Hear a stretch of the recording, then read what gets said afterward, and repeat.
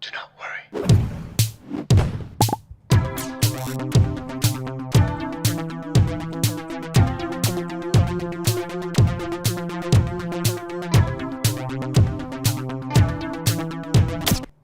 Yo, how's it going, everybody? Welcome to a brand new episode of Do Not Worry, a brand new stream joining you on this Tuesday, March 18th, coming to you from the heart of Lebanon. I am your host, Anthony, joined by Karine.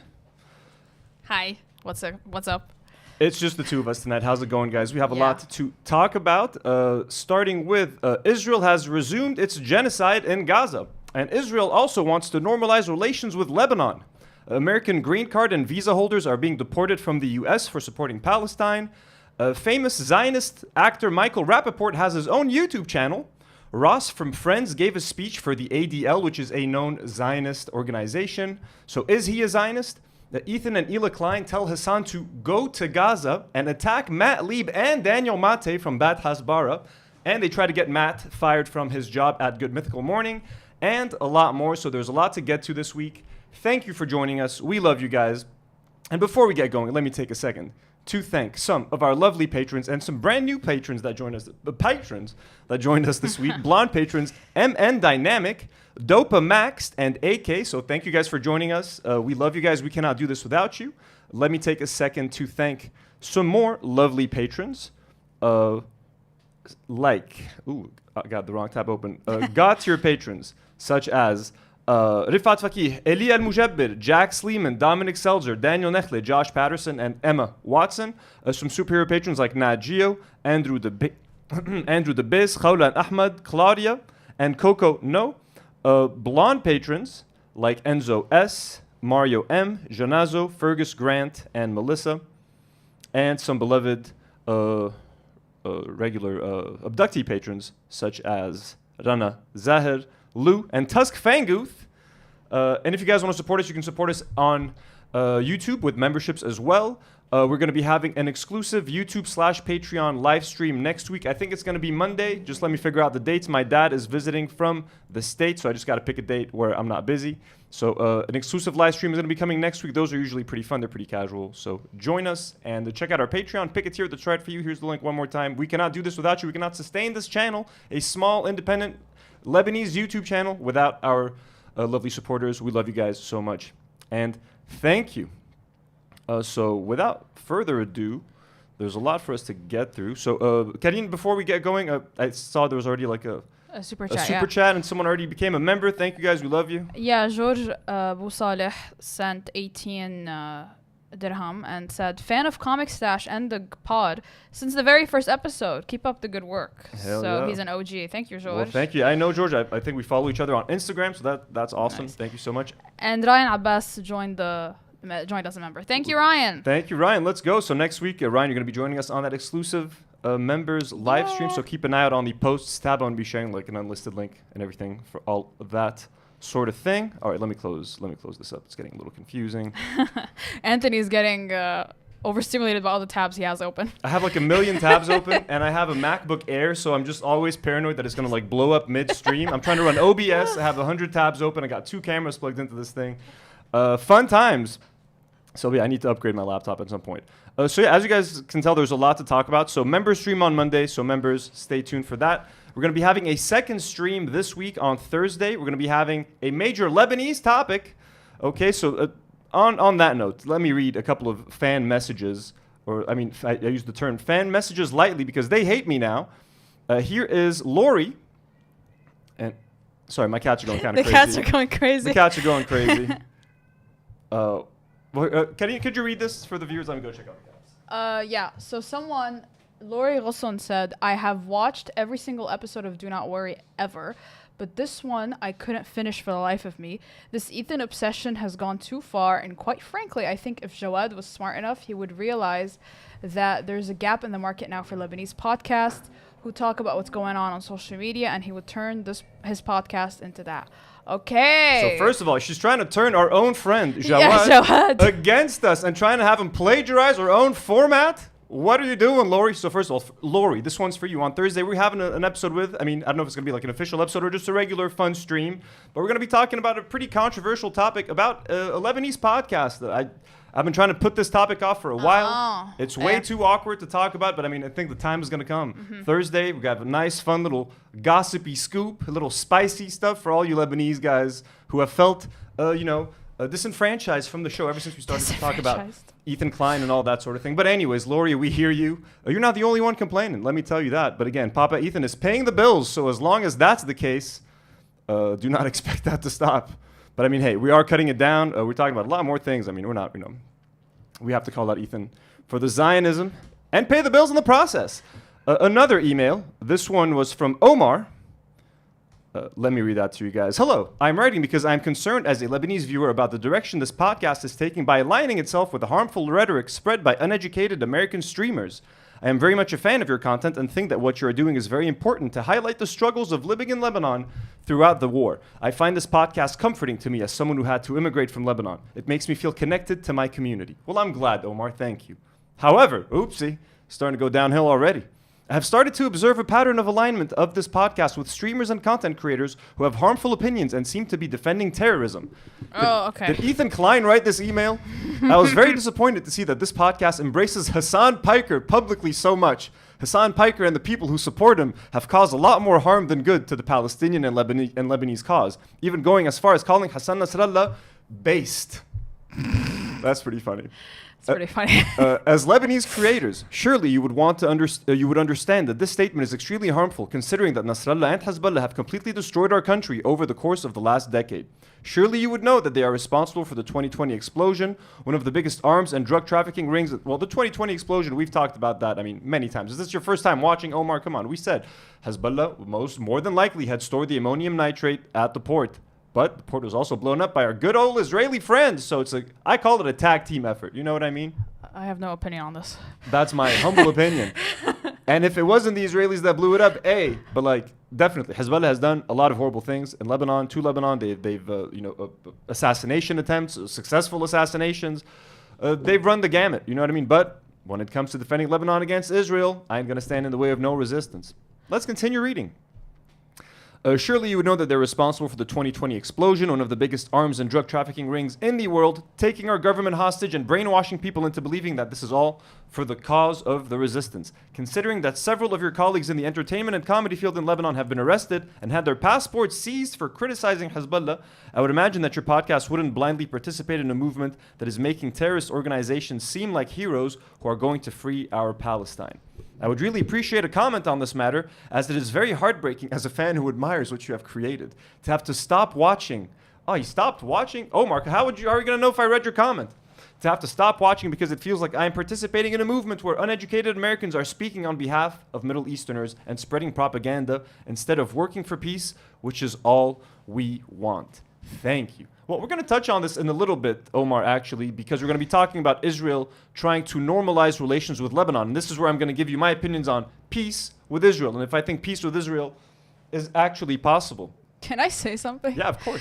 This is a very diaspora take. This is how every Lebanese person who lives abroad thinks, I fear. Yeah, and you're not alone, Ahmad. And I've got a lot of these comments. I've read a lot of these comments that people think that I'm glorifying Hezbollah, etc. Do you want me to go with the American and Western propaganda that that resistance fighters are all terrorists and that Hamas shouldn't exist? Why shouldn't Hamas exist? Why is Hamas considered a terrorist organization and not a freedom fighter organization? Why are Hamas the terrorists instead of the IDF? We're going to talk about normalization very soon. I hear your comment. I'm always going to defend resistance. I'm always going to defend armed resistance against an armed aggravator with completely disproportionate weapons and use of force. And but thank you for your email. And we're going to get to that in a little bit. Are you a liberal, Ahmad, to be honest? Be honest, man. Liberal Zionist, maybe. But he's Lebanese. لا بحسه actually ما حقول شو بحسه. No, but again, the Lebanese people are split on the Hezbollah issue. The Shia community itself is split on the Hezbollah issue. Again, I always point you guys to the Haydak El podcast. It's another Lebanese podcast hosted by someone called Nour, who's a huge fan of the Lebanese resistance. You guys, you can go watch that podcast to get that opinion. You can watch the Beirut Banyan, hosted by someone that has hosted by Rani Shattah, who has a completely opposite opinion on Hezbollah, and he believes that Hezbollah assassinated his father, who was in the Lebanese government. Completely different takes. Beirut Banyan and Haydak podcast. Check them out. And yeah, make your own opinion. Quick update on my toilet seat, folks. I've been walking you guys through the Lessico. Update on the toilet seat. We have a toilet seat update, folks. Finally, it broke. It snapped. It's still usable. It is still usable, very much usable. But it finally broke. Yeah, here it is. As you guys can see. Oh shit! The crack. Yeah, that's it. The crack is. It has cracked, folks. It has cracked. Whatever shitty quality they be using, you know what I mean. Can't be. Did you buy a new one? I did not buy a new one yet. I'm waiting for the guy to come. I would just acquiesce and buy a new one, Anthony. It still works. You can still sit on it. That's what's cool. But no, definitely, a new one is gonna be installed this week, folks. But it broke. It snapped. Have not received any word from Lessico. Not a single message. Not a single mention of a refund. Nothing. As far as I know. What is this material? It's like compressed wood or something. It's like papier mâché, folks. Papier mâché, really? Like, yeah, it's like really, but like really hard papier mâché. But like it just fucking fell apart, man. So yeah, horrible. Marina said put Altico. Yeah, he should. Yeah, you should super glue it. Yeah, I use super glue for everything. Like I have no shame. I would use Altico on this, but like it would be uncomfortable for a little tushies. So I'm not gonna do that. We got a super chat from Kokomo. Oh, Coco, a patron of ours. Thank you, Coco. Yeah, they sent 14 Canadian dollars and said laptop fund. Much love from Canada. We love Canada. We love our Canadian brothers and sisters. Thank you so much. It will go to a brand new laptop, hopefully soon. What was I going to talk about next? Sorry. Oh, sorry. The toilet. Oh, my doppelganger. So someone's found a new doppelganger. Oh yeah, of this one's mine. really good. Let me see if I still have it here. Do I have it? Where did I put it? Did I move it to another episode? I may have moved it to another episode. Here it is. Let's watch it now. These get sent to me all the time. I've gotten less of them recently, but here we go. No, this one's too much. He does look a lot like me, right? Yeah.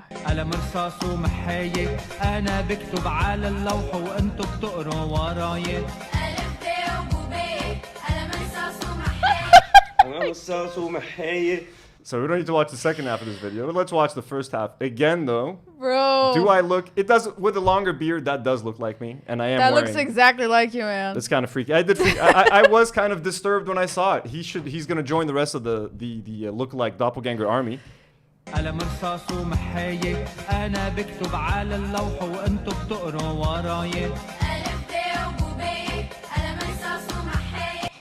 should zoom in on him.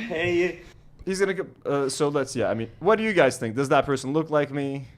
Am I the workout dancer? I figured some people sent it to me, like some of our viewers sent it to me, not to the podcast, and we're like, this looks like Anthony. And I was like, yeah, we've seen this. Yeah, you're gonna prepare to be harassed with random DMs about doppelgangers for the rest of your days, as long as you're associated with this show.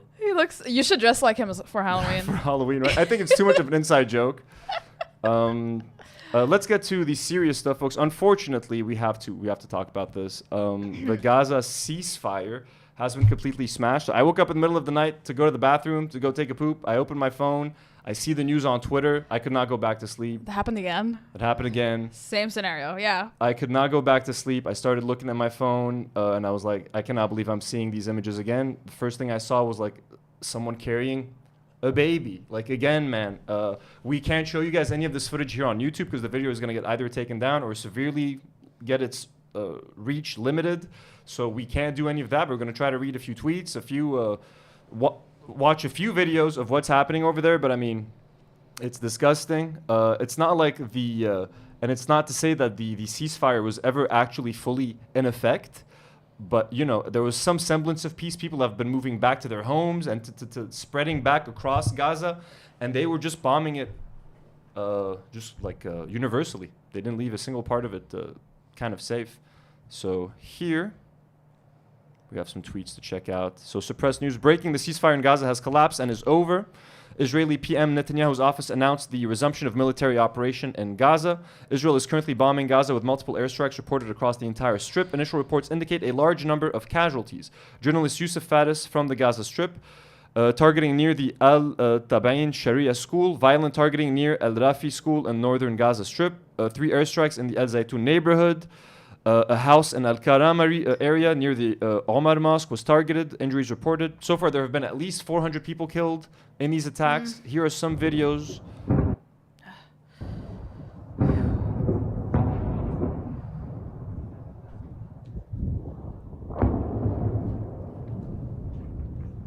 I mean, horrifying.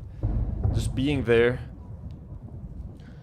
I just can't imagine how glad they were when the ceasefire happened, and then just this. Like we always knew it was temporary, but like this is just to be. I know. No, you give people like a bit of respite, and then you strip it away from them.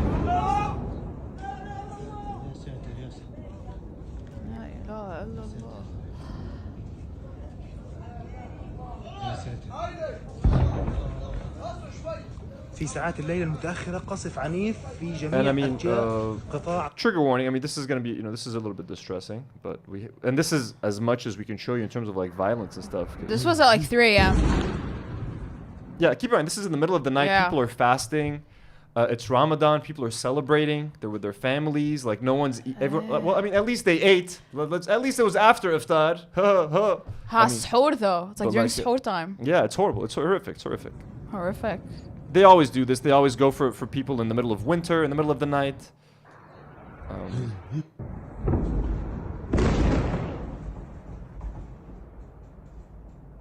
So these are just views from people's homes. Again, sorry, it's not very clear. I'll try to we got some more stuff coming up. Drop site. So according to Drop site, Israeli Prime Minister Benjamin Netanyahu and Israeli Defense Minister Yisrael Katz have instructed the military to take forceful action against Hamas in the Gaza Strip. Medical sources in northern Gaza have confirmed to Drop site news that aerial bombardments are being heard across the entire Gaza Strip from north to south. Everywhere, literally everywhere, said one source. Netanyahu's office, Prime Minister Benjamin Netanyahu and Defense Minister Gatz have directed the IDF to act forcefully against the Hamas terrorist organization in the Gaza Strip. This comes after Hamas repeatedly refused to release our abductees and rejected all offers it received from the U.S. President's envoy, Steve Witkoff, and from mediators. The IDF is currently attacking targets affiliated with the Hamas terrorist organization throughout the Gaza Strip with the aim of achieving the war goals defined by the political echelon, including the release of all abductees living and dead. From now on, Israel will act against Hamas with increased military force, because they were being very nice for the past year and a half. Now it's going to be increased military force. The genocide was just, and this is a reminder that during the ceasefire they were breaking it every day, and they were shooting at them every day, and they were killing people every day still during the ceasefire, and they were stopping aid from getting into Gaza. The ceasefire was nothing, and now this. And that's just like and they've been bombing Lebanon ever since our ceasefire. Our with Israel. ceasefire They've been killing. They've been killing people in the south. They killed a Lebanese soldier. They kidnapped a Lebanese soldier. So fun times with Israel. The operational plan was presented by the IDF at the end of last weekend, and approved by the political echelon. At least 15 people, including 5 children, have been killed across Gaza. Well, now that number is up to 400. So they just keep your ears. I mean, let's watch. Fuck it. Let's watch some distressing footage. YouTube, you can ban us if you want. Trigger warning, guys. But trigger warning. We don't need to watch more. But this is... Okay, quick. Sorry, you guys saw that. Quick glimpses right there. Injured kids. I'm sorry to have to show you guys this, but does the world care? The world doesn't even care. When we show dead children, it doesn't matter. No one gives a shit. But I mean, this is what they're doing yet again, and the world is just gonna sit by and watch. Here is a White House press secretary. Ugh, hate this lady. Completely justifying this and spreading some American propaganda. Let's watch. I have not seen this, but I know it's absurd. Well, the Trump administration and the White Sorry, guys, I have too many tabs were consulted by the Israelis on their attacks in Gaza tonight. And as President Trump has made it clear, Hamas, the Houthis, Iran, all those who seek to terrorize not just Israel, but also the United States of America will see a price to pay. All hell will break loose. And all of the terrorists in the Middle East, again, the Houthis, Hezbollah, Hamas, Iranian-backed terror. All of the terrorists in the Middle East. All of us, every single one of us. They keep bombing Yemen, bro. I feel bad for Yemen. Maki, you're stepping on a lot of tables here, boy. Good little boy. All the terrorists are going to pay. Yeehaw! Oh, yeah, baby. Hell yeah. Proxies in Iran themselves should take President Trump very seriously when he says he is not afraid to stand for law-abiding people. He is not afraid to stand up for the United States of America and our friend and our ally, Israel. How are you standing up for the United States of America when you bomb Syria, when you bomb Yemen, when you bomb Lebanon, when you bomb Palestine? How are you standing up for, how are Americans affected in any way, shape, or form but what you're doing? How are you protecting their freedoms? How are you doing anything except just fucking financing your little mini USA, you know, little American vacation homes in Israel? What timeshares? You want to get a timeshare in Tel Aviv? Let's go to Disneyland. Jesus. And we know that these successful defensive strikes that took place over the weekend against the Houthis in the Red Sea were indeed successful. We took out some of their leaders, and the Defense Department is set to continue with this campaign if the Houthis continue with their retaliatory measures. The president is going to stand for the navigation, freedom of navigation of our seas, which is a very basic principle that unfortunately the previous administration refused to stand for, and that's why we are in this mess in the Middle East in the first place. President Trump inherited a lot of problems, Sean, because of the incompetence and the weakness of the Biden-Harris administration, but he is focused on fixing them, and our allies and our adversaries better take him seriously. I mean, it's just absurd that this is the go-to rhetoric, and everybody's going to fall for this, you know what I mean? Like, ain't nobody give a shit, but it's kind of absurd. Here is Gaza massive airstrikes following the end of the... And by the way, like the Houthis, again, the Houthis are... Mikey, get down, buddy. The Houthis are only doing what they're doing to stop the genocide in Gaza. As soon as Israel started the ceasefire, they stopped attacking ships. Like, it's pretty simple. We're in hell every single day. Here is Al Jazeera. Let's hear what they have to say. In Deir al-Balah. We're going first to Hani Mahmoud in Gaza City. As I was just saying, Hani, that is where many of the attacks happened in the last several hours. Just bring us up to date with what's been happening there.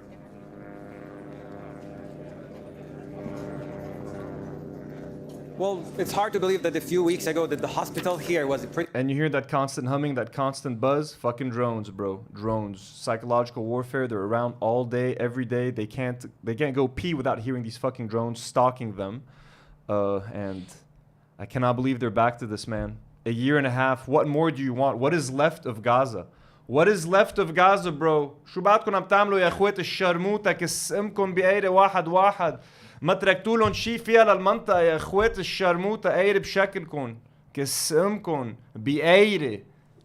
Period.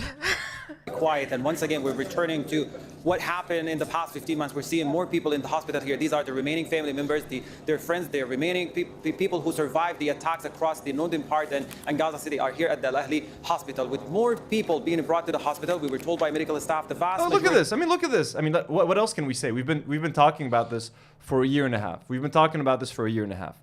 Stop killing babies. Stop killing Arab babies. Arab babies have the same rights as white babies, as Israeli babies, as any kind of baby. African babies, Asian babies, all babies should remain alive. Is it like, I don't want to look at this anymore, bro. And this is me complaining because I'm watching this footage through my phone. This is me complaining. Look at how privileged I am. And I consider myself privileged having been bombed by Israelis. But this is like, what the fuck are we doing, bro? And we're doing this again? Like, we're doing it again? And please don't, people are already all over Twitter like, you should have voted for Kamala Harris. Bro, Kamala Harris let this happen in the first place. This was happening. Genocide 1.0 was happening under Kamala Harris and under Joe Biden. So, I don't want to hear that shit anymore. And sorry for having to watch this fucking horrible footage. But, I mean, what else do we do?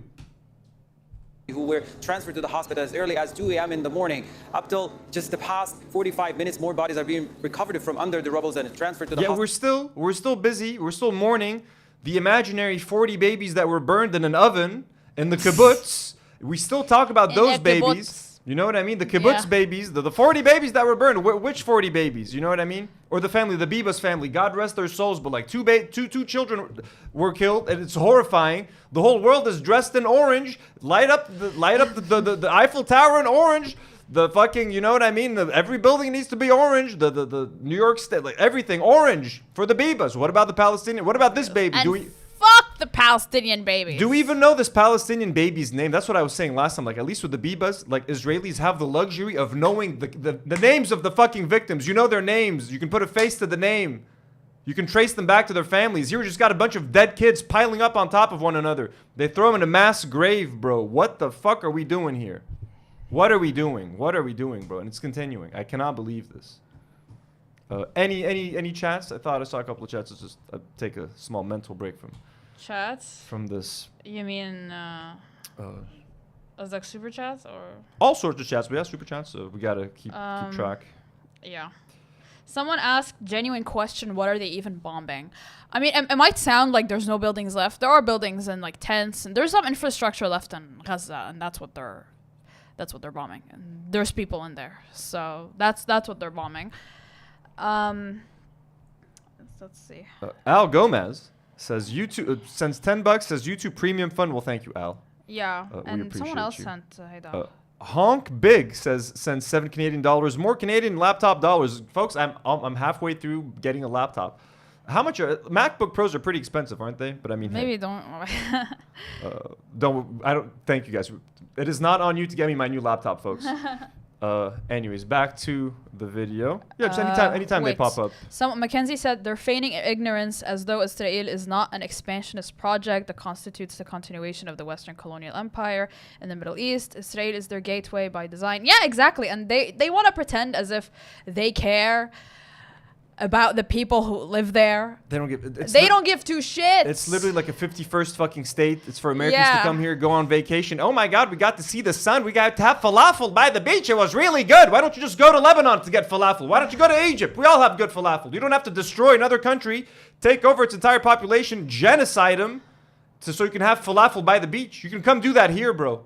Hey, hello. They want to steal our gas. That's an RC. Thank you. That's why the US is here. Yeah, like Let's keep watching this.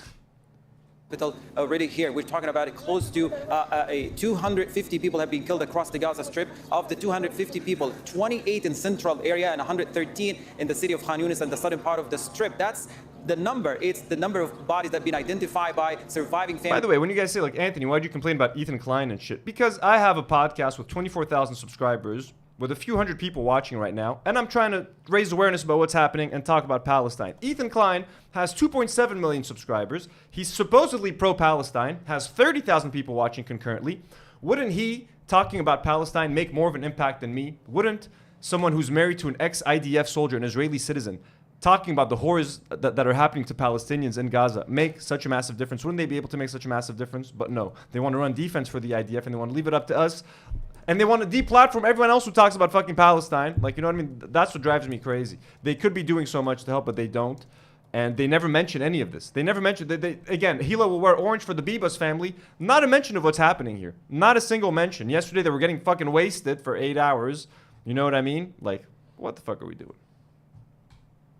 Members, there are still people who are missing, unable to be identified at the hospital. The Israeli military carried out a series of coordinated airstrikes across the Gaza Strip that targeted schools, evacuation center, residents. Everyone's unidentified. People are going in there.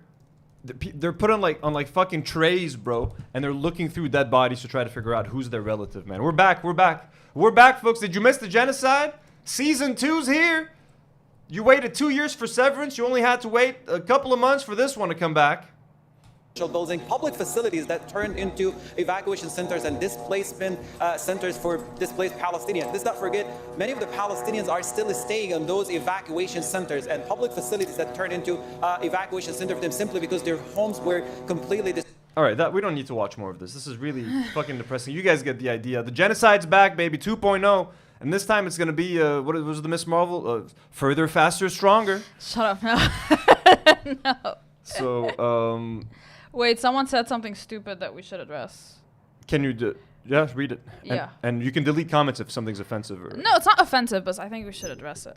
Stop defending one side. They're all in the wrong here. We humans are just dumb chimps with some advanced weapons. Logical fallacy. Humans aren't inherently dumb chimps. And what do you think, Anthony? What? Can you read that again? Stop defending one side. They're all in the wrong in this. We humans are just dumb chimps with some advanced weapons. I mean, look, are both sides perfect? Absolutely not. Has the resistance made a lot of errors and mistakes? And can it be a perfect resistance? Absolutely not. But at the end of the day, who is the aggressor? Who's the root cause of all this evil? Who is the violent colonizer here? Who is this violently displacing and genociding people? So people are going to do what they're going to have to do to resist. Okay, it's not going to look pretty. It ain't going to look pretty. But genocide is ugly. Resistance has the right to be uglier as well.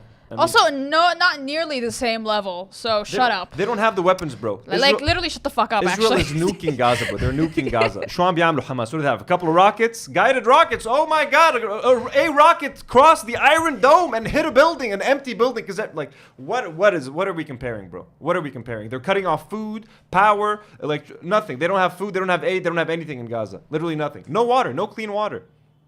Israelis are partying by the beach, having falafels, having all our food.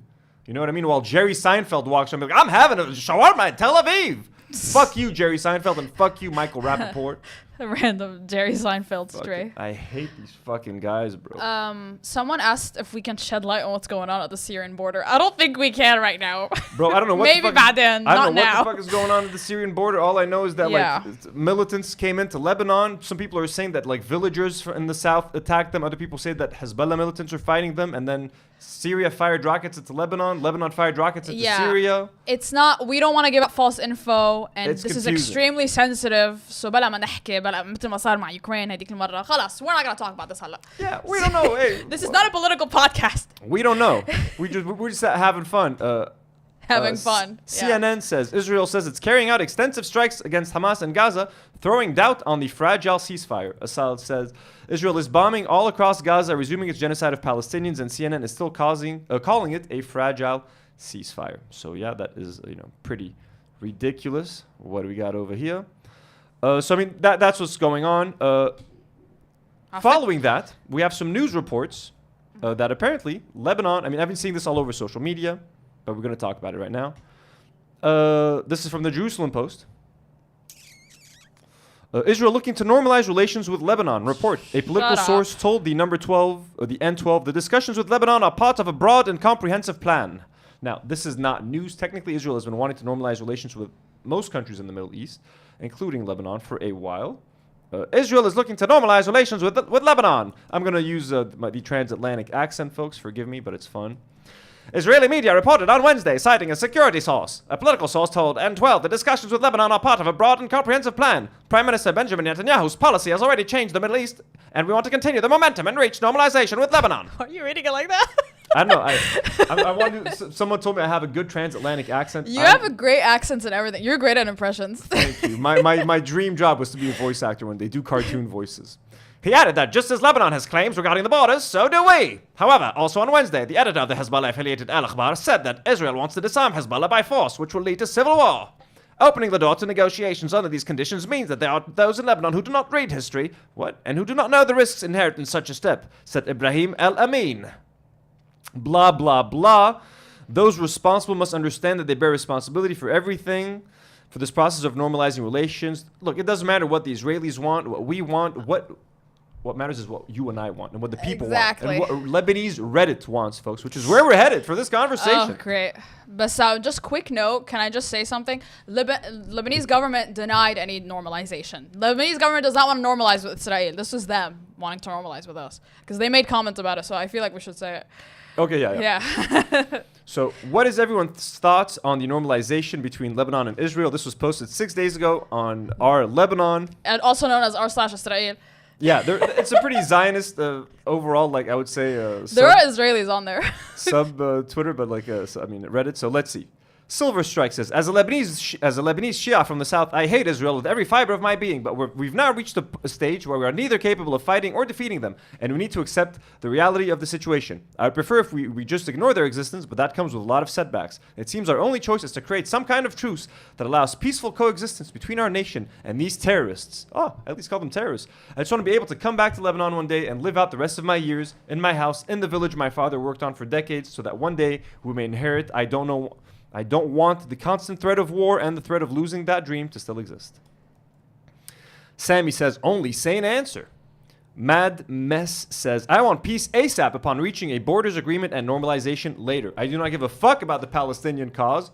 Okay. Well, that's great. Great. It's been milked so many times, and each time Lebanon gets destroyed, Palestine gets smaller and everyone loses. Someone says, Lebanon also gets smaller. It's like Hezbollah more than anyone else are trying to create greater Israel, and they are literally dying to do so. Overlocation says, it's their modus operandi.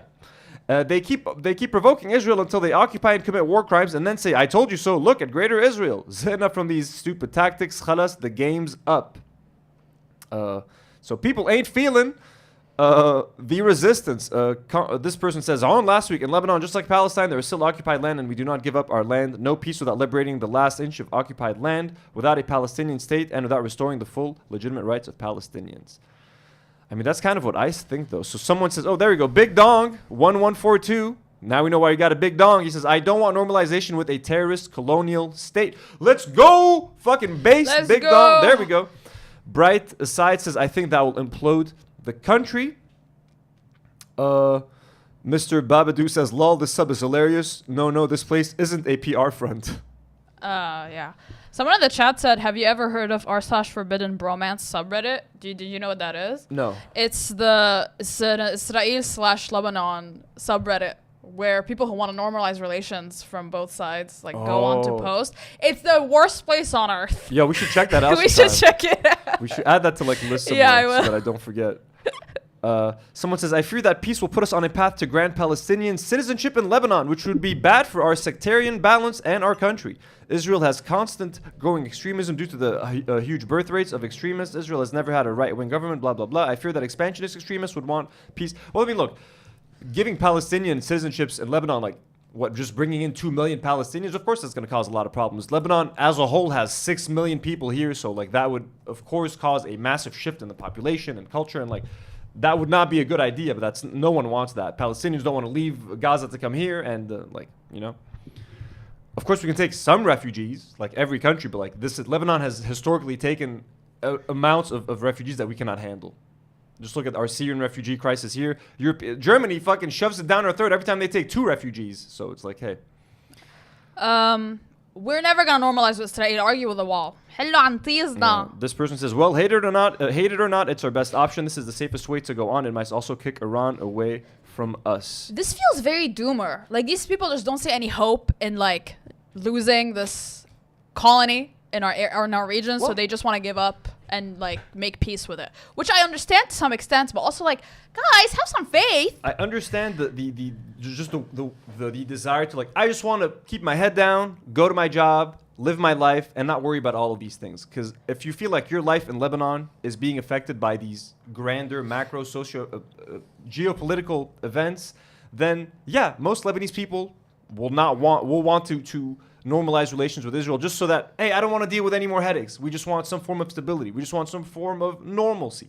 But the problem is, I refuse to do that unless Israel grants Palestinians the same rights as Israelis. As long as Israel remains an apartheid state where Jewish Israeli citizens are the dominant race and the dominant sect of that country, and Palestinians are subjugated and forced to live in an open-air prison like Gaza, and their land is constantly taken over in the West Bank, etc., then no, I refuse to normalize with a country like that. As long as Palestinians do not have the same rights as Israelis, as long as there is no one-state solution where Palestinians have the rights to walk down the same streets as Israelis. If Ethan Klein, white man from Los Angeles, goes to Israel, he can walk down streets and roads and walk into shops that Palestinians whose parents are from those neighborhoods have no right to walk down. So as long as that's the case, I ain't fucking with Israel, yo. As long as Israel has land in Lebanon, I ain't fucking with Israel. As long as Israel bombs South Lebanon and murders people with fucking impunity, bro, I don't want to normalize fucking relationships with Israel. That's how I see it. I do believe that Israel has every intention of creating the Greater Israel plan. They're just taking their sweet-ass fucking time, but not so much. Have you seen what they're doing in fucking Syria right now? Have you seen the land that they're grabbing in Syria? They want South Lebanon, bro. Stop kidding yourselves. How many times have we seen articles that say, Israeli articles that are South Lebanon is actually North Israel. It belongs to Israel. Yeah, I was going to say that. Okay, and here's just a quick little article right here. A Lebanese soldier injured, kidnapped by Israeli forces in southern Lebanon. Army says that a soldier in civilian clothing, and was in civilian clothing when he was shot by Israeli forces, taken into Israel as a prisoner. So this ain't fucking done, yo. Okay, I don't want no fucking peace with these people.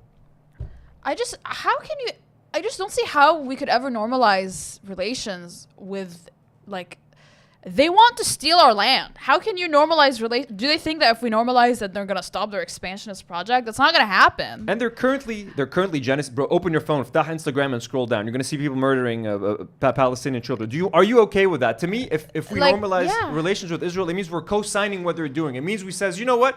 We're okay with that. I'm not okay with it. Maybe I'm too self-righteous. Maybe I'm too, naive in my head. Like, I know the world isn't a perfect place. I know the world is a fucking shit place. I know there's hundreds of countries where genocides are taking place right now. Fucking Congo, Africa, Burma, everywhere, bro. The world's a piece of shit. Yemen. But, like, there are neighbors, bro. Like, this is one that I can kind of control. They're our next door neighbors. So, I don't know. I say no to normalization with Israel. Karine, do you agree? Yeah, of course I agree. Anthony's just so yeah. What does our chat say? Does the chat agree? Yeah, the chat agree. Someone asked, have you read about the Israeli who shot an Arab municipal worker in Jerusalem and only got house arrest? Yeah, Pink Pavi, Israelis can straight out Palestinians and nothing was going to happen to them. So this is not surprising to anyone. No, they can get away with murder, and they do it every day. This is not news. So, but yeah.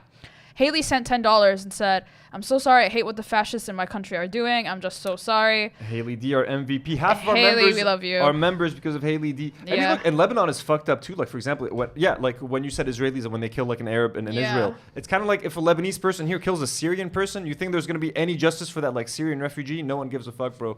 Like, Lebanon has a lot of fucking problems too. Next topic. Let's kind of switch it up a little bit. Hold on. Let me see if there's any interesting either. Everything's pretty intense, to be honest with you guys, this week. So things are going pretty crazy in the States. American activists that hold either green cards or visas are being kicked out of the United States. We're going to be talking about Mahmoud Khalil, who was arrested in the U.S.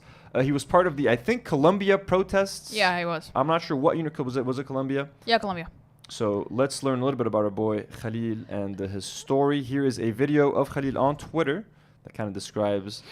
talks a little bit about his story. Let's check it out. So yeah, he was the head of the protests and encampments, not encampments, but over at Colombia, and they're trying to get him deported. In a Palestinian refugee camp in southern Damascus. I was born and raised in a Palestinian refugee camp in southern Damascus in Syria. My family's history in Palestine actually goes back to as long as my grandparent could trace it. They live.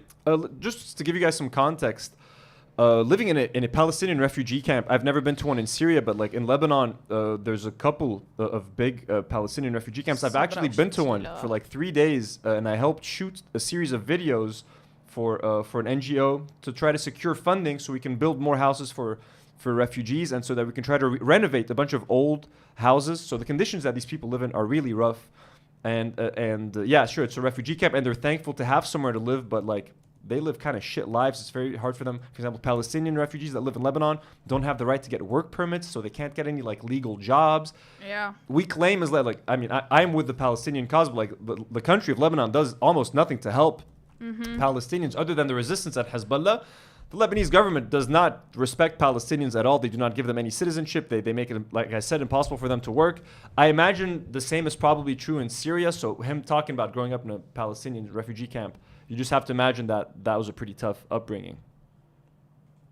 In a very small village right next to Tiberias, mostly they were farmers.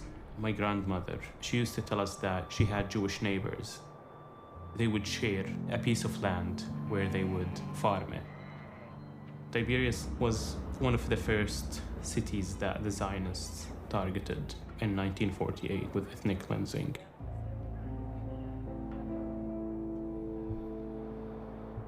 In April 1948, a month before the Nakba, the Zionist militias, they burned one of their villages.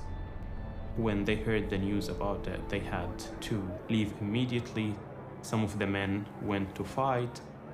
Big families, they had to go to Syria. My grandmother, she was pregnant at that time. She had to walk 40 miles. She gave birth on the way. Goddamn. When they arrived in the refugee camp, they thought it's just a matter of days until they would go back. They did not want to be killed, because they heard about the horror stories across Tiberias. My dad was born in a tent. His family lived in that tent until like mid-70s when they upgraded to small structures. In the 90s, they finally kind of like had concrete buildings. Oh my God.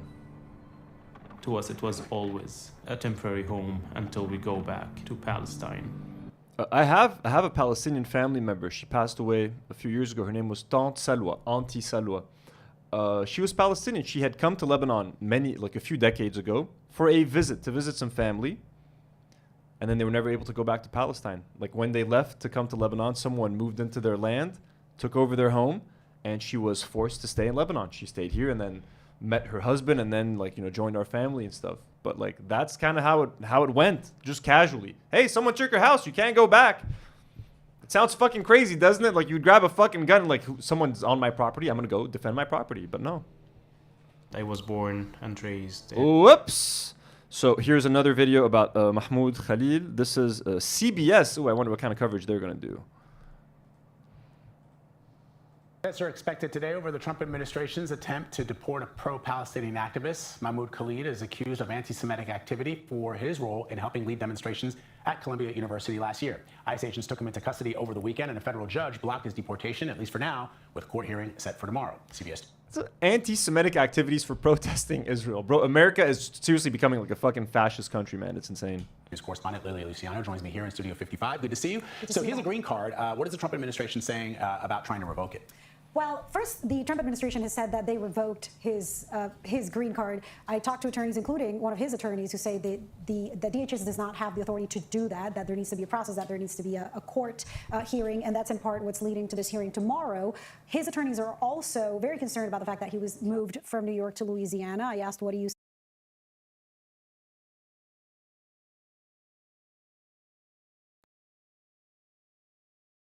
Takes a second for the mics to come back.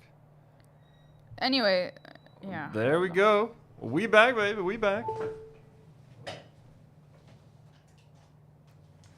Again, folks, this is part of hosting a podcast in the Middle East.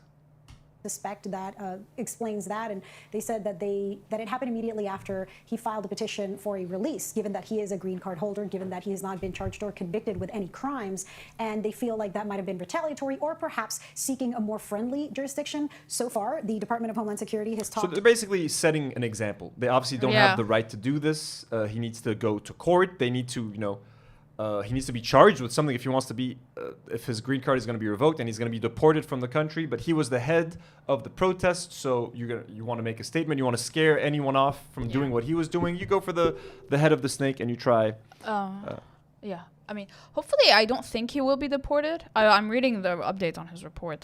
Yeah, there's a judge that blocked sort of like the decision. He has a big legal team. Like a lot of people are like offering services, so it's good. It's important because this sets an extremely dangerous precedent. Even like, for example, I don't have anything to worry about because I'm a U.S. citizen. But like, what if they decide to like, you know what, you're a U.S. citizen, but like we've seen you support the resistance on social media. And technically, I was born. I have my passport because I was born in the States. So I was to American. I was an anchor baby, I guess. Like my parents. Yeah, you were an anchor baby. My parents were in the States with visas. I was born there. I got the passport, so I became a citizen.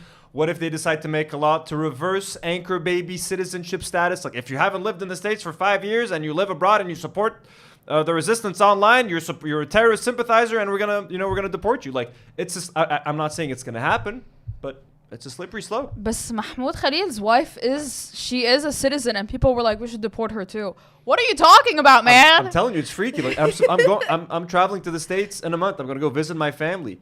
There's usually trouble at the airport coming in. Now, if they fucking go through my social media, they ain't gonna be happy. They're not gonna like it. And given that Trump's president right now and whatever the vibes are over there, as soon as they see that I'm coming from Lebanon, bro, my ass is getting the 6666 fucking thing, SSSS on my fucking ticket. They're gonna take me to the side, check my bags, ask me a bunch of extra questions.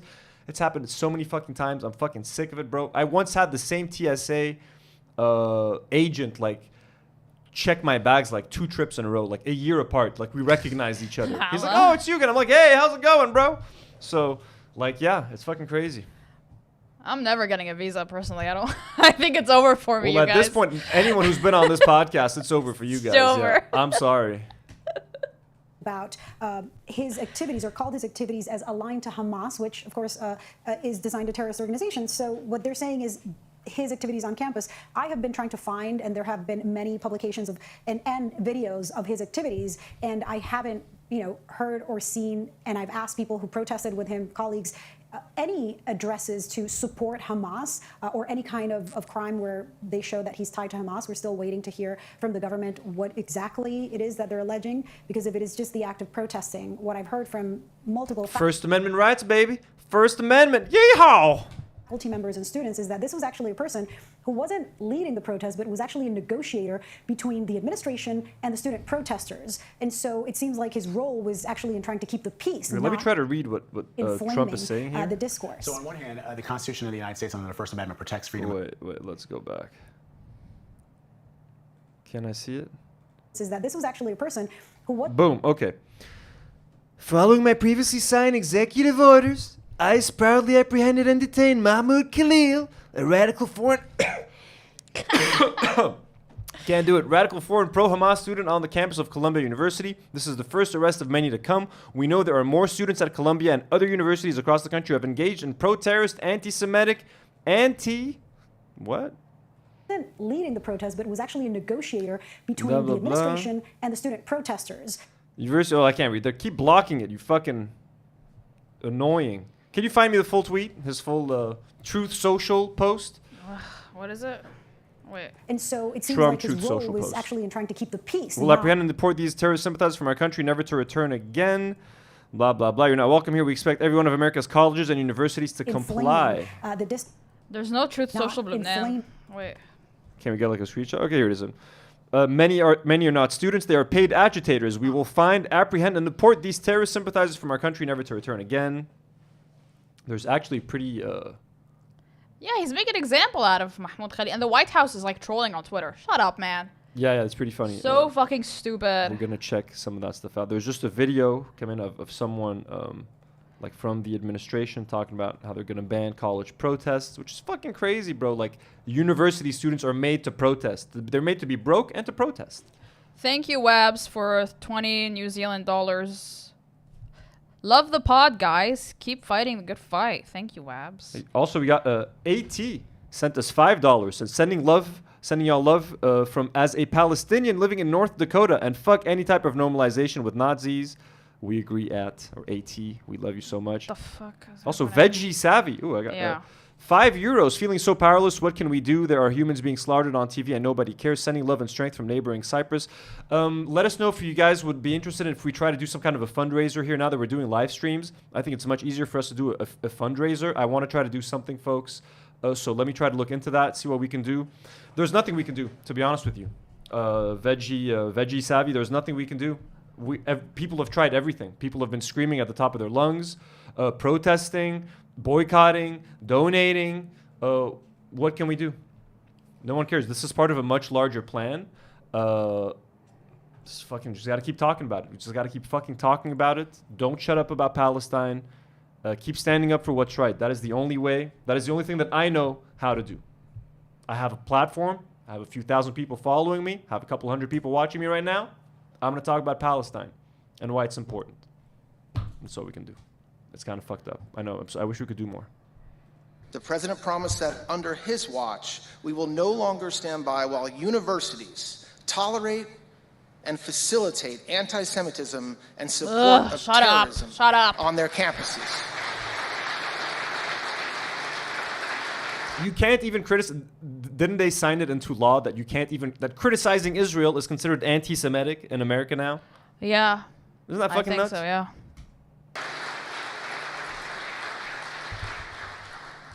The department's recent actions, which hopefully you've seen at Columbia University in coordination with our law enforcement agency partners, are part of the administration's mission to end anti-Semitism in this country. Just last night, we worked with the Department of Homeland Security to execute search warrants from an investigation into Columbia University for harboring and concealing illegal aliens on its Columbia campus. University?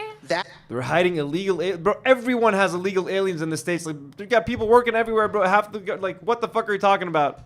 investigation is ongoing, and we are also looking at whether Colombia's handling of earlier incidents violated civil rights laws and included terrorism crimes. This is long overdue.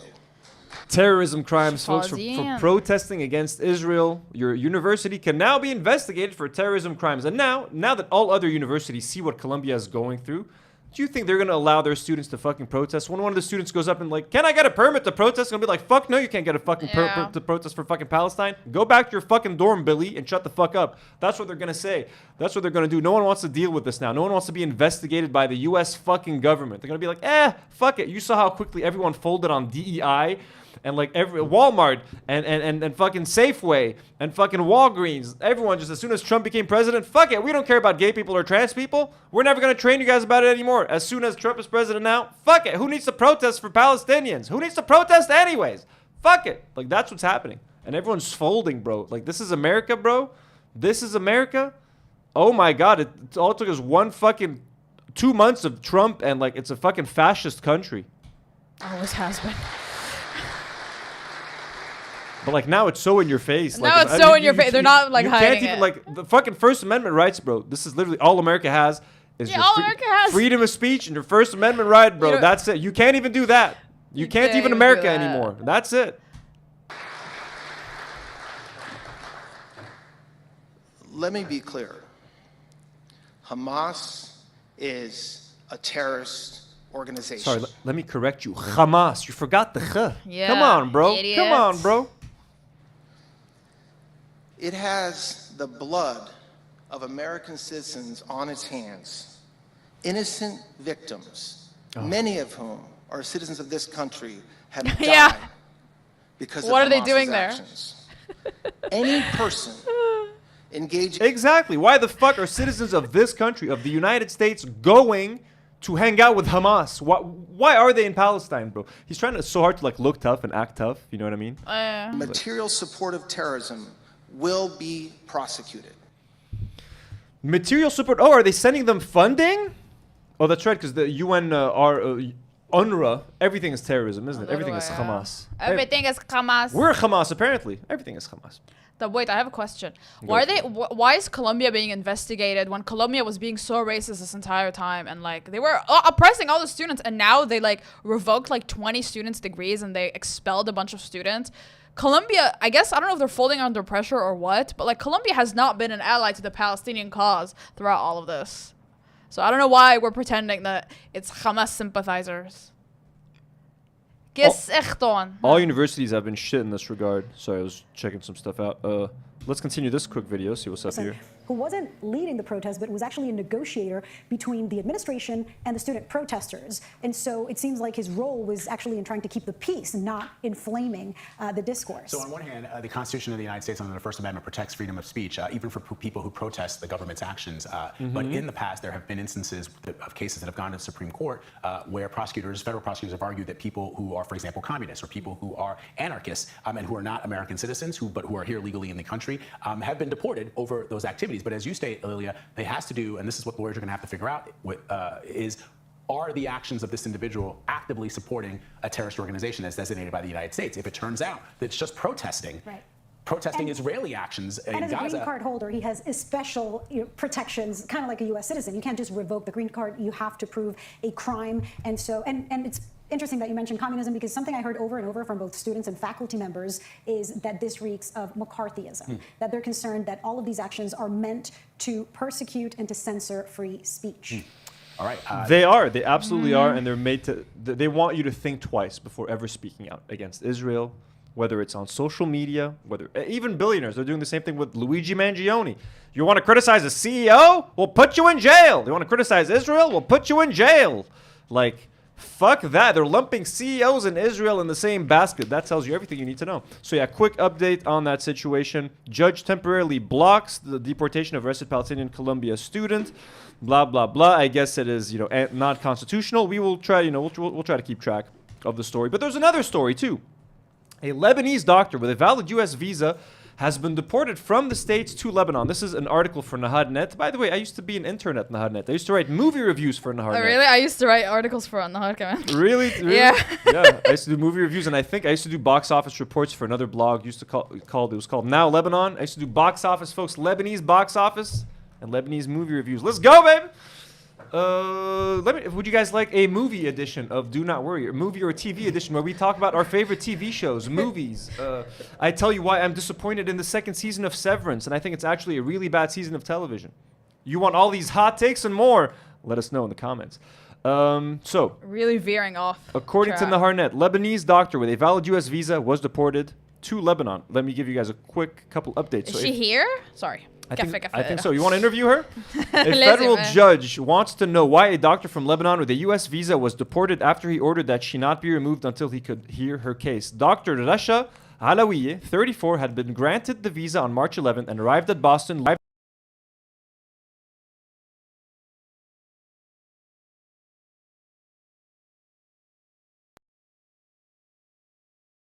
Haley D. Haley, you're crazy, girl. We love you. Coming in clutch yet again. We love you, Haley. Yeah. Sorry, we're really trying with this podcast. We're trying to keep it professional. بس شو عم بصير عم بتك؟ This is Junior. Here it's not like Beirut. Here it's not like Beirut. Beirut, we have privilege. It comes and goes over here, but everything is plugged into spare batteries, folks. You know, we have to get extra equipment here in Lebanon to stream, and we're plugged into my 4G. We good. كلمات القاطع people spam F in the chat. Yeah, guys, F. You'll get used to it. Yeah. So Dr. Rasha Alawiye, 34, had been granted the visa on March 11 and arrived at Boston Logan International Airport on Thursday, according to a complaint filed on her behalf by a cousin in federal court. Alawiye, who had worked and lived in Rhode Island previously, was detained at least 36 hours through Friday and was going to be sent back to Lebanon, the complaint said. Alawiye, a kidney transplant specialist, was to start to work at Brown University as an assistant professor of medicine. U.S. District Judge Leo Sorokin issued an order on Friday that an in-person hearing is scheduled Monday, with Alawiye brought to court. Whether or not she is in custody of the United States, the court anticipates proceeding with this hearing, he wrote. But by Saturday, the cousin filed a motion that customs officials willfully disobeyed the order by sending Alawiye back to Lebanon, so she's back here. Sorokin gave the government until Monday morning to respond prior to the start of the scheduled 10 a.m. hearing. She has worked at Brown prior to the issuance of her H-1B visa. The complaint said it is said that she held fellowships and residencies at 3 universities in the U.S. A spokesperson for Brown said Alawiye is an employee of Brown Medicine with a clinical appointment. She is a not-for-profit medical... Okay, blah, blah, blah. So, what happened in the story? I have a couple of updates for you guys. I'm sure you guys have seen them, but just a second. By the way, Homeland Security and the White House tweeted about her on Twitter. It was crazy. That's what I'm looking for. I have it here. Here are the tweets, yeah. Okay. So we have them here. So Homeland Security had this to say about Rasha, Lebanese doctor. Sorry, let me zoom out a little bit so you guys can see. Okay, it says last month.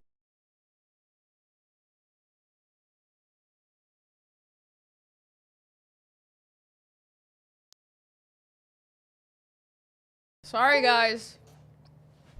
Jazz hands. The show never stops, folks. Always entertaining. So last month, Rasha Alawiye traveled to Beirut. So this is Homeland Security, folks. Official Twitter. Last month, Rasha Alawiye traveled to Beirut, Lebanon to attend the funeral of HASAN Nasrallah, a brutal terrorist who led Hezbollah responsible for killing hundreds of Americans over a 4-decade terror spree. Goddamn. Alawiye openly admitted to this to CBP officers as well as her support of Nasrallah. A visa is a privilege, not a right. Glorifying and supporting terrorists who kill Americans is grounds for visa issuance to be denied. This is common sense security. Yeehaw! What? I should have read the whole thing like that. So they then quote tweeted, the White House then quote tweeted Homeland Security and said, bye-bye, Russia. Bye-bye. So this is what we're dealing with, folks. This is the professionalism. Girl. This is the level of rhetoric over at the White House where they're literally being snarky in their Twitter. I'm confused. Why would she? This is obviously not real. Why would she tell them, yeah, I was at HASAN Nasrallah's funeral? Yeah, that's not smart. If that's true, that is a pretty dumb thing to admit to CBP. Just be like, I'm going to go see family. There's no way she told them, come on. I really want to get some fresh organic za'atar. All the za'atar I find in these Middle Eastern bakeries just ain't cutting it. That would be crazy. You know what I mean? You were coming to Santorini, okay? The Greece, you're coming to Enfe, the Santorini of the Middle East. Okay, hold on. The White House, social media, ever since Trump took over, has been like the fucking end wokeness on Twitter. Like the same shit. They're posting memes. They're trolling. It's just the worst guy ever running the account. Who the fuck is running this account? Have you seen their tweets? Like every single one of them is just garbage. No, I didn't even know. Like, it wasn't until this week that I found out that like they've been actually being super weird. Yeah, on, Twitter and on Insta. It's like. But I mean, again, this on top of the Mahmoud Khalil situation makes me nervous to get to the States next month and fucking deal with airport security. What do you do in Lebanon? Oh, you host a podcast, you say? Let's scroll through your thumbnails. What are you talking about on that podcast? Oh, you seem to really hate Israel there, boy. Holy shit, bro. You know, I need to pretend like I do not have a YouTube channel. Yeah, no, I'm going to deny. Just have your job. Like, oh yeah, my, I shouldn't have said that now because the H3 fans are going to fucking spam my name at the airport now. Like, stop this man from coming in. They're going to add your name to a list. Oh my God, bro. No way. Now, you know who has an opinion on Mahmoud Khalil and who would like to share it on YouTube? Our favorite, Michael Rapaport, folks. Michael Rapaport. Turns out he has a YouTube channel. Who would have thought? Look at that. Let's open that up separately on a separate tab. So this video did okay. He's got 14K views in 4 days. But his other videos, I mean, Ethan Klein likes to make fun of our views. Holy shit. Let's look at Michael Rapaport, shall we? How many subs?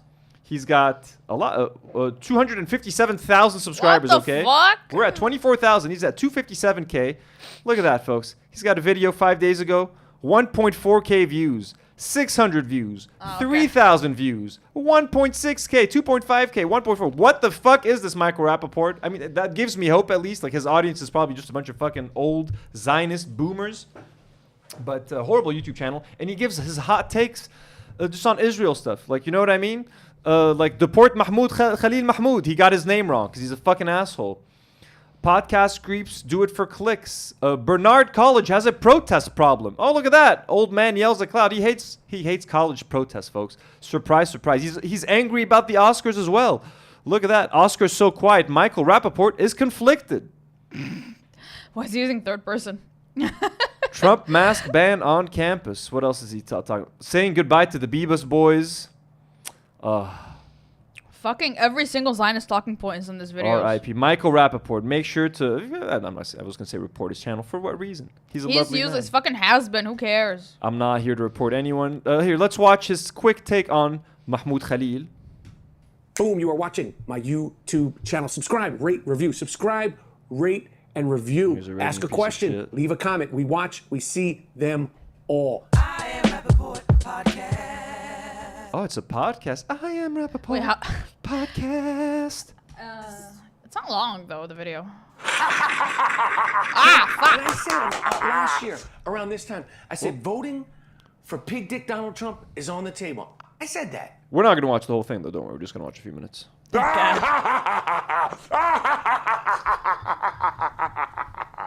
Good.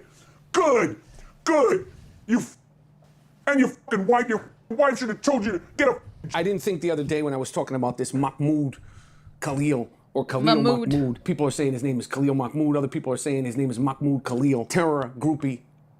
Mahmoud Khalil Mahmoud. I don't care. I'm a tough guy from Jersey. Hey, but I'm Israeli too. I belong in the Middle East. I belong there with the people. You know, I need to go eat my falafel there. Bro, you're going to get fucking skin cancer as soon as you fucking land there. You fucking disgusting fuck. Who is a college student at Columbia University. Columbia University. This place needs to be shut down. Shut it down. Too much protest at these universities. The kids are too woke. Too much terrorists. The extreme left is ruining America. Oh my God. What a dump. What a pathetic dump Columbia University has. You should co-host a podcast with Ethan Klein, actually. Yeah, he should have him on. That is a podcast I would hate watch in a second. Michael Rapaport and Ethan Klein talk about Israel. You should go visit, when you go visit Israel to do your vlogs, your propaganda vlogs with Ela and the kids, take Michael Rapaport with you as your tour guide. I would love to see that. Actually, why don't you get Jerry Seinfeld to join you guys as well? My 3 favorite Zionists. Yeah, off in Tel Aviv together. Then jerk each other off. Turned into, this used to be a prestigious school like Columbia. Wow, Columbia Law School, Columbia this, that, and the third. What a piss hole you've let this turn into. And one of the main people that has been at the forefront of turning this once prestigious school into a dump box. It might as well be a city college. No disrespect to city college. It might as well be a city college or turn it into a practice facility for the New York Knicks / New York Rangers. That would be awesome. You'd have literal New York Knicks living in Manhattan, probably in Harlem, some downtown. You know how sick that would be? Shut that piss hole down, Columbia University. Shut it down. Get to the point, man. Hamas who perpetrated, who are anti-charisma. The terrorists of Hamas who perpetrated, who are literally have stolen property, kidnapped victims, 59 kidnapped victims right now. Some not too far away from the Columbus campus. Eden Alexander is from New Jersey. Omir Nutra is from Long Island. Let him fucking stay in Long Island. Let him fucking stay in Jersey, bro. Why did they have to go to Palestine, kick someone out from their fucking home and take their fucking home? Don't you understand that? If someone is kicked out of their home, they have every right to fucking get their home back no matter what it fucking takes. You dumb fuck, bro. What if Mexicans came to your fucking house in Los Angeles and were like, I want to take your fucking house? Would you love the Mexicans? Would you let the Mexicans just walk in and take your house? God damn it, bro. This dumbass fucking example. We have to. We have to. Yalla, hiya, Aiden. Itai Chen, family's from Brooklyn, and you got the balls and the audacity to say that your punk-ass husband was kidnapped? This is why that happened to you. Why weren't you telling your husband, yo, chill, I'm 8 months pregnant? Haley D.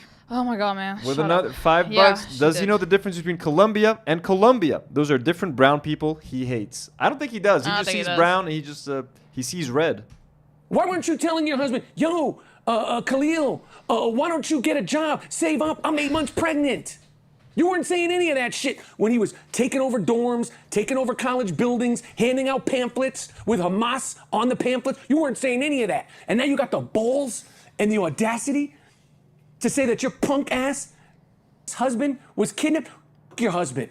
Bro, fuck you, fuck you. Fuck you, man. كس امك يا قير يا اخو الشرموطه قير بشكلك يا قير كس امك يا صهيونه يا مقرف لك كس اختك روح على اسرائيل بدي اياك يطلع لك ميلانوما يا قير ما بعرف هاو ميلانوما بتيزك يا اخو الشرموطه كس امك بقير واختك وبنتك وعيتك كلها برو سليلتك كلها وحده. Oh, sorry. Let's watch his other video just quickly where he complains about university protests. I only know this guy from... Okay, and he's getting deported. What's up? I know from like sitcoms and stuff. No, and I only know him from Atypical. This is the only show I know him from, and he was terrible in it, so that's my only impression of... I used to like him when I was a kid, bro. I used to find this guy funny. Like, every time he'd walk in, he's like the cool uncle who just cursed all the time. Like, hey, why are you letting my niece go out to the bar with this guy? Like, what? That was it. Now he's a fucking asshole. Trump, and I said last year, around this time, I said voting for Pig Dick Donald Trump is on the table. I said that. And people went nuts. I said voting for Pig Dick Donald Trump is on the table. And the reason why I said voting for Pig Dick Donald Trump is on the table is exactly what he's been doing regarding Israel. Exactly what he's been doing right now and what wasn't being done regarding anti-Jewishness in this country. That's the problem in America, folks. That's the problem in the world. Anti-Jewishness. Not the fact that over 200,000 Palestinians have been murdered. Anti-Jewishness is the problem, and it is the epidemic sweeping across America today. This morning, all federal funding will stop per Trump for any college, any school, or university that allows illegal protest. Illegal protest. And I say good. I say fantastic. What is illegal protest? How can you legally protest against Israel? I need someone to clarify that for me. What constitutes as a legal pro-Palestinian protest at this point? What can you do? If you hold a Palestinian flag, is that automatically equated with Hamas? Like, I don't understand what the... Define that for me. Again, this is where it's all a slippery slope. At this point, you just lost your First Amendment. You've lost the right to fucking protest. This is the right to free speech. Is he a Trump supporter? I can't tell. I think he voted for Trump. He's saying that, like, this is why I was telling you could vote for Trump, because the Democrats, he thinks we're too weak on Israel, even though the Democrats allowed... The fuck? They allowed... How do you think the genocide happened, Michael Rapaport, you dumb fuck? Your friend... I don't even want to listen to this guy anymore. Fucking piss me off. Fuck it. No, everyone in the chat hates us. They're like, can we stop? Sorry, guys. We're done. We're done. Let's take a quick break. Rapaport. We're gonna switch up we're going to change up a little bit what we're going to be talking about. What do we have to talk about? Stan Lee. Oh, this is depressing. We're going to watch the David Schwimmer speech. Ross from Friends is a Zionist, apparently. We're going to watch his speech. But before we do that, I want to just take a second to talk about Stan Lee. Everybody knows Stan Lee, right? You know Stan Lee, Kenny, don't you? Yes, of The course. creator of Spider-Man, Iron Man, Hulk. Well, Hulk, yeah. I mean, Thor, like the comic book version of Thor. You know, Thor is a mythological character. Yeah. Fantastic Four, X-Men. He's like more of a modern day Walt Disney, the Walt Disney of the comic book world. He was a legend. You've seen him in most of the Marvel movies. He's got little cameos. He's a legend to have some comic books signed by Stan Lee. He is a legend. Well, there's some and he passed away a few years ago, obviously. But there's a documentary that's in the works that's actually pretty depressing. It talks about how Stan Lee was kind of abused in the last few years of his life, and how this group of people were taking advantage of him, taking him from like convention to convention, when he was just way too old to be doing that, and kind of wasted away his final few years, and they just took advantage of him, milked him for every penny that he was worth. He died like almost broke. It's kind of fucked up. And we're gonna watch. Yeah, it was really sad. So, Stan Lee documentary, final chapter, alleges to expose comic legend's heartbreaking end. This is by Brian Alexander on USA Today. It says, a newly announced documentary is alleging to expose the truly heartbreaking end to Marvel comic book genius Stan Lee's life. But first, its filmmakers need financing to release it. Film producers are seeking $300,000 from a Kickstarter campaign to finish the project. Stan Lee, the final chapter. Lee, the cultural icon responsible for many of the most popular superheroes in comic book and movies, died in November of 2018 at the age of 95, lived a long life. The final chapter will detail the scandal around Lee's final years, using never-before-seen footage to detail how mistreatment, duplicity, and conflict plagued the fan-beloved creator, according to a release form for the uncompleted film. The film, blah, blah, blah. So the Kickstarter campaign focuses on John Bolerjack, a comic book artist, filmmaker, and assistant to Lee, who became a fixture of his inner circle. While filming, according to the Kickstarter page, Bolerjack is ready to share the story. He gained unprecedented access and filmed everything that he saw. What he uncovered was this thriving market where Stan's signatures and memorabilia were converted into huge piles of cash, and rival hucksters double-crossed each other to control Stan's fortune. And I have a story to tell you guys about that, actually. I was involved in something like that. Not involved, almost. Bolerjack witnessed scandal and misconduct, blah, blah, blah. I have a clip to show you guys. Oh, fuck, have I been reading this without you guys seeing the article? So I've been reading this, sorry. Was this on screen? No, I don't think so. No, it wasn't on screen. So this is what I've been reading, folks, sorry. 1 second. What am I doing? Okay. What do you want to do? Anything interesting in the chat? No. Wait. No. They don't have to be super chats as well, you know. Regular chats as well. I'm sure people have something interesting to say all the time. Yeah. Hold on. Someone sent $5, 2 bits. All the love and support. Fuck Israel. Watch Lebanon under one flag. Mazdashi, stay safe. Well, thank you. And yeah, I mean, for future, like. Yeah. Whatever comment is interesting. Yeah. I know.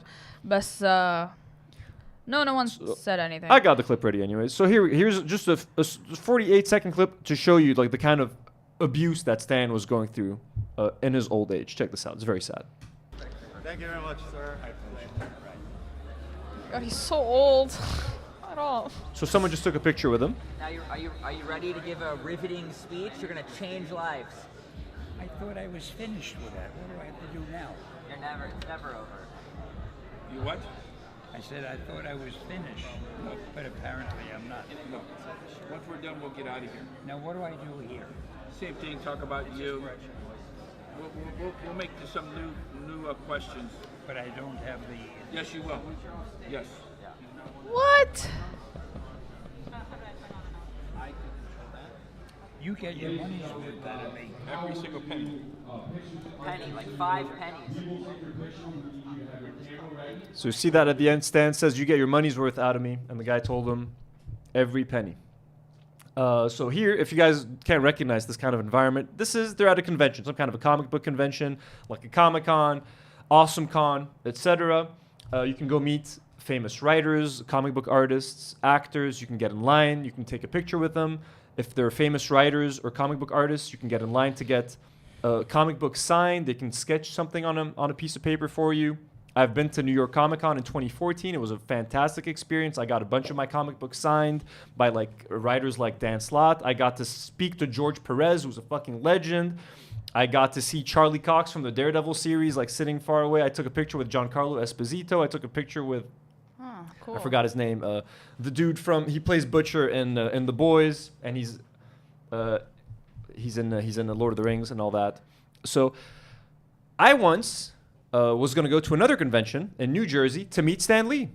And I was going to go there specifically just to meet Stan Lee. I was living in New York at the time, and I remember paying close to $200 just to meet Stan Lee. So what that $200 would have gotten me was a picture with Stan, and I think he was going to sign one item. And I get to speak with him for like 10 seconds. You know, I'm like, hey, Stan, thank you so much. He would have signed something. I would have gotten a photo. That was $200. I paid an extra $80, I remember, for him to sign an extra item. So I was going to take these two very valuable comics that I had, old Avengers comics that were written by Stan Lee from like the 60s. I had Kang's first appearance and like Avengers number 10. I was going to get Stan to sign them.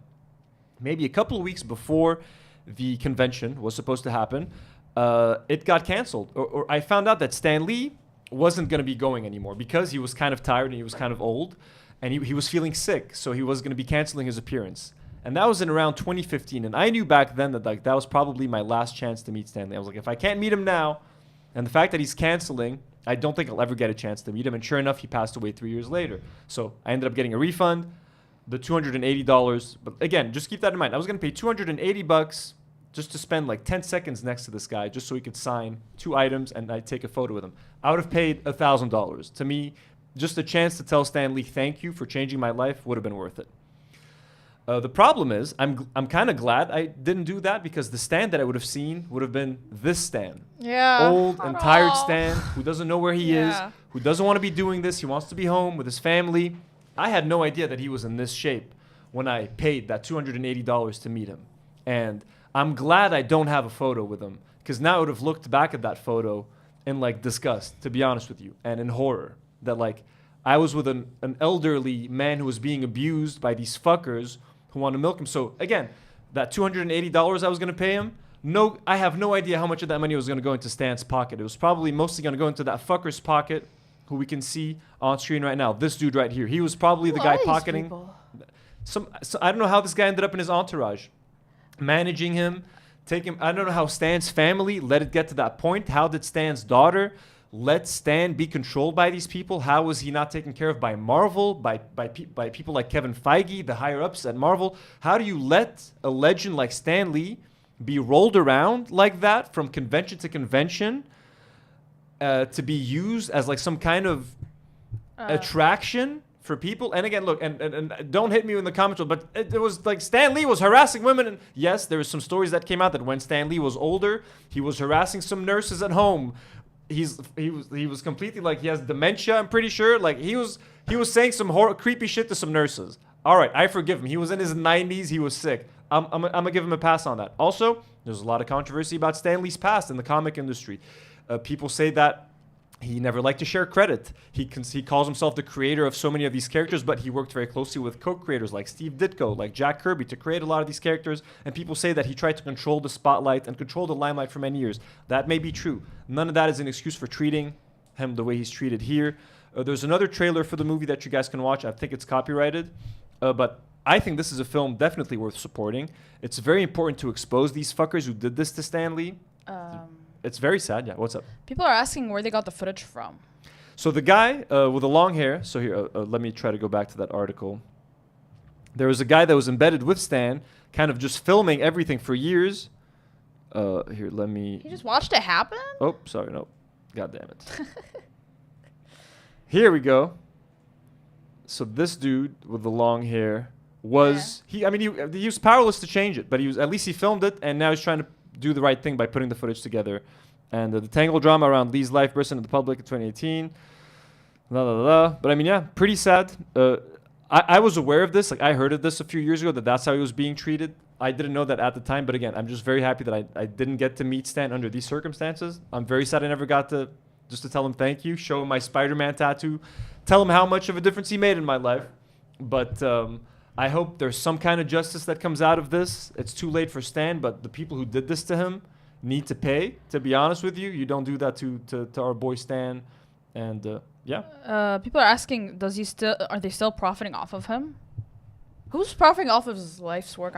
Well, no, they're profiting off of him in terms of if they got him to sign a whole bunch of items, they can be selling them on eBay right now. They can be selling a bunch of Funko Pops signed by Stan Lee, comics that have been slabbed by CGC. You know, that's how they can be profiting off of him. Like I have a few comics that are signed by Stan Lee. As soon as he passed away, their value shot up, unfortunately. But the cool thing is, the thing that's gonna fuck those people over is that Stan lived a long life. He was 95, and he signed a whole fuckload of comics and a whole fuckload of Funko Pops. So they're very valuable, yes, but there's so many of them in circulation that you could still probably find something like that. I bought them years ago, but yeah, it's just kind of sad to see elder abuse of any kind. I just don't feel bad for Joe Biden. When I see Joe Biden being abused as an old man, I'm like, fuck you, you genocidal fuck. But Stan Lee, for the most part, was a pretty good guy. Cortex Avery said, Marvel did choose Stan Lee as the face and put the spotlight on him. He may not have pushed back, but it was more for a corporation's decision from what I understand. Yeah, I mean, do you think Marvel's to blame as well? They were kind of to blame, and I mean, they did need kind of a figure because Marvel was all over the place. They even tried to make Stan Lee their CEO back in like the 70s after he was really famous, and he was like, I don't want to be the CEO. I think he tried it for a while, but stopped. He used to go to university campuses and colleges and give talks. Stan Lee used to be ashamed of being when Stan Lee started writing comics, he was ashamed. He used to, he never used to want to, he created the name, his name is Stan Lee Lieber. That's his real name. He never wanted to, he was ashamed to use his real name in writing comics because he felt like it would be too embarrassing. He wanted to be like a novelist or something later in his life. So he changed his name to Stan Lee. And then eventually he became the legend that he is today. But yeah, he used to go around university colleges and do speeches and talk about comics, and he was the face of Marvel and the voice of Marvel for a long time. You would hear his voice introducing Spider-Man cartoons back in the 80s. Marvel would make these little discs that they would send out with their comics that you could listen, like little mini records that you could put. And it was Stan and a bunch of the other writers talking. Like, he revolutionized comics from the characters he created to the Marvel method, how they used to write and draw comics. I can talk about this for hours, so I'm not going to bore you, but people are really not liking the guy making a documentary. They're like, he could have said something, and now he's asking for money to do a Kickstarter campaign. People think he should just put like a video on YouTube about it now that he has people's attention. What do you think? Well, he's probably a piece of shit as well. I mean, look, I just want to see. It's not like I'm excited to watch a movie about elder abuse, but I mean, the story needs to come out. I'm thankful he was there at the very least. Whether he was there or not, it's not like the abuse of Stan was stopping. So he should have done something. Of course, if I was there, bro, I would have fucking slapped these motherfuckers in the face. Like, you can't do that. And I just wish he was like, I wish Kevin Smith was there to take care of him, or someone, like just someone that actually cared about Stan. You know what I mean? A real fan. None of these fuckers. Next up, I think we're going to move on to David Schwimmer. David Schwimmer, the worst friend on Friends. And then we're going to move on to Ethan Klein later, and then we will be done. Hopefully you guys are enjoying this episode. It's a bit heavy. It's a bit dramatic, I know. We've been live for 87 minutes. 87 minutes. Well, hopefully it's been an entertaining 87 minutes. David Schwimmer, folks, Friends. There's a constant debate. What is the greatest sitcom of all time? Is it Friends? Not Friends. Is it Seinfeld? Parks and Recreation. Is it The Office? There's a lot of options out there. You know what I mean? I used to like Friends decently. I think we all did at some point. It was never my favorite show, and I hate people, and I'm sorry, this is going to be controversial, but people who make Friends their entire personality. Boo! I don't like these people. I can't stand you, okay? I don't want to know you. We don't need to hang out. Never. It's fine. You can hang out with your friends on Netflix. It's very millennial, no offense. So David Schwimmer, you can solve half of Friends plots by introducing a cell phone, literally. Yeah, true. But that's most sitcoms that took place. That's Seinfeld as well. Anyways, David Schwimmer was invited by the ADL to give a speech at some kind of event, presents the ADL Heroes Against Hate. The ADL is the Anti-Defamation League. It is basically a Zionist organization that claims to be against anti-Semitism, but they're literally against anything that criticizes Israel, whether it's fair or not. If you criticize Zionism, they will consider you an anti-Semite. They're absolutely unhinged. And David Schwimmer gave an 11-minute speech there, so I figured, let's watch it. There was like 30 seconds of it that went viral online, but I figured, let's watch the whole thing. Let's go. Let's see. And I have not seen the whole thing, so we will determine at the end of this speech, is David Schwimmer, Ross from Friends, a Zionist or not? The fact that he's speaking at the ADL, He's probably a He Zionist. is. But let's give him the benefit of the doubt, shall we? Let's go. Well, good evening. Good evening. Thank you so much for having me. Thanks to Jonathan Greenblatt for your tireless leadership. Thanks to the ADL for your unflinching advocacy. And thank you to every person here in this hall and watching at home for your commitment to this community. My career has given me an incredible platform, a chance to talk about the issues that matter to me, and on a good day, a chance to be heard over the noise that drowns too many people out. And I believe with that privilege comes a responsibility to use my voice in moments like this, at a time of danger, bigotry, and violence. A time of danger, bigotry, and violence. A time when Palestinians are getting murdered by the thousands. 400 of them got killed overnight. Whole bunch of kids, women and kids. But this is a time of danger, bigotry, and violence against Jewish people. Okay. This is why people say this is like talking about Jewish lives during a genocide of Palestinians is like saying blue lives matter or white lives matter when someone says black lives matter. It's like you're missing the point. Of course, all lives matter. But right now, black lives are getting killed with no regard. Right now, Palestinian lives are getting killed with no regard. So it is very tone deaf to be like, but what about white lives? What about blue lives? What about the Jews? It's like, bro. Now, as you know, speaking out often comes at a cost. Like so many others, I've been attacked and threatened by people I've never met. I've been abandoned by people I thought were friends and by organizations I thought were allies. Is he talking about like actual friends? I thought we're friends like, are you talking about Jennifer Aniston, my man? I have no idea, I'm kidding. But I've also found amazing moments of meaning and solidarity. And I want to remind you that there are so many good people out there who have our backs. Incredible allies that we will the American get military through this together. That our spirit is unbreakable. Our joy is irrepressible.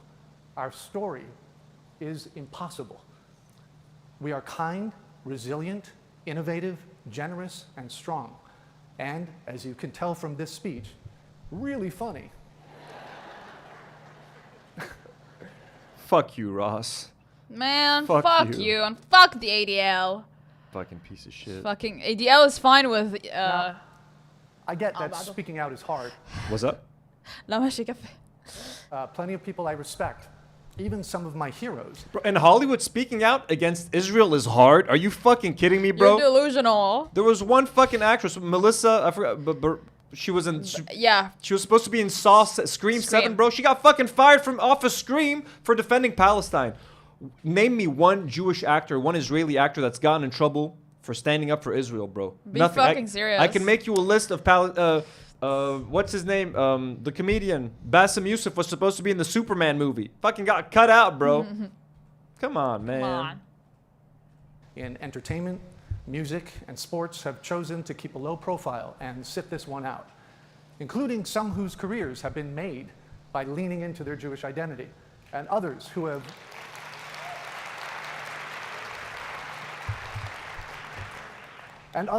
won acclaim for playing Jews on screen. So if you played a Jewish guy once, that means you need to support fucking genocide, bro? What the fuck are you talking about, Ross? Is he not Jewish?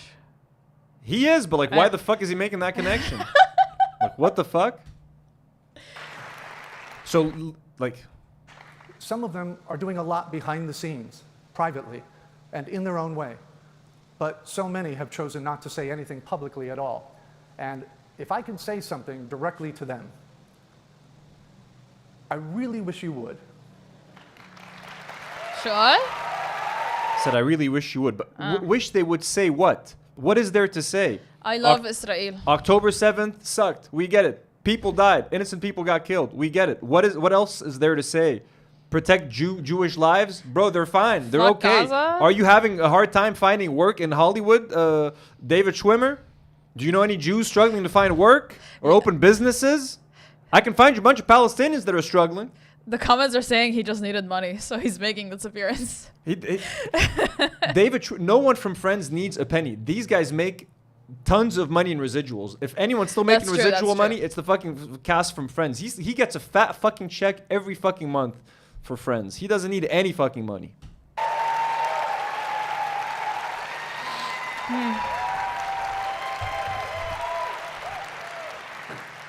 I wish you would stand up.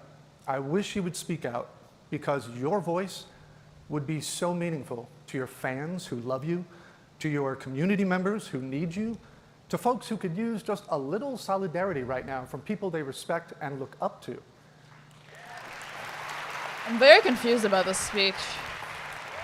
You don't have to say anything political. No one's asking you to solve the conflict in the Middle East. Just say that you stand with your Jewish friends, colleagues, and neighbors against hate.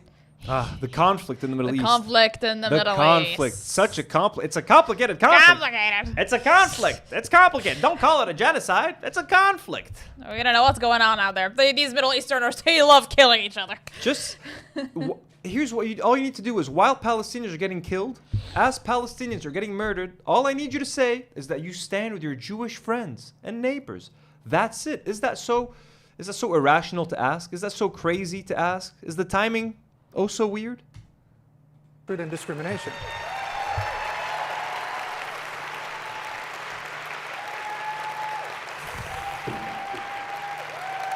Say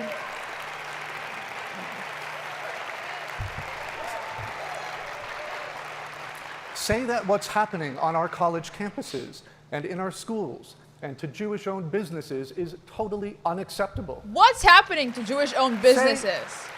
What's happening on college campuses? Nothing is happening. Bro, students are fucking protesting Getting against deported. genocide, you fuckers. Oh my god, bro, I hate these people, bro. I hate these people, like these liberal Zionists. They act all nice. Oh, we support gay rights. Oh, we support this. Oh, but then when it comes to fucking genocide, all of a sudden their blinders fucking turn on, bro. They're fucking...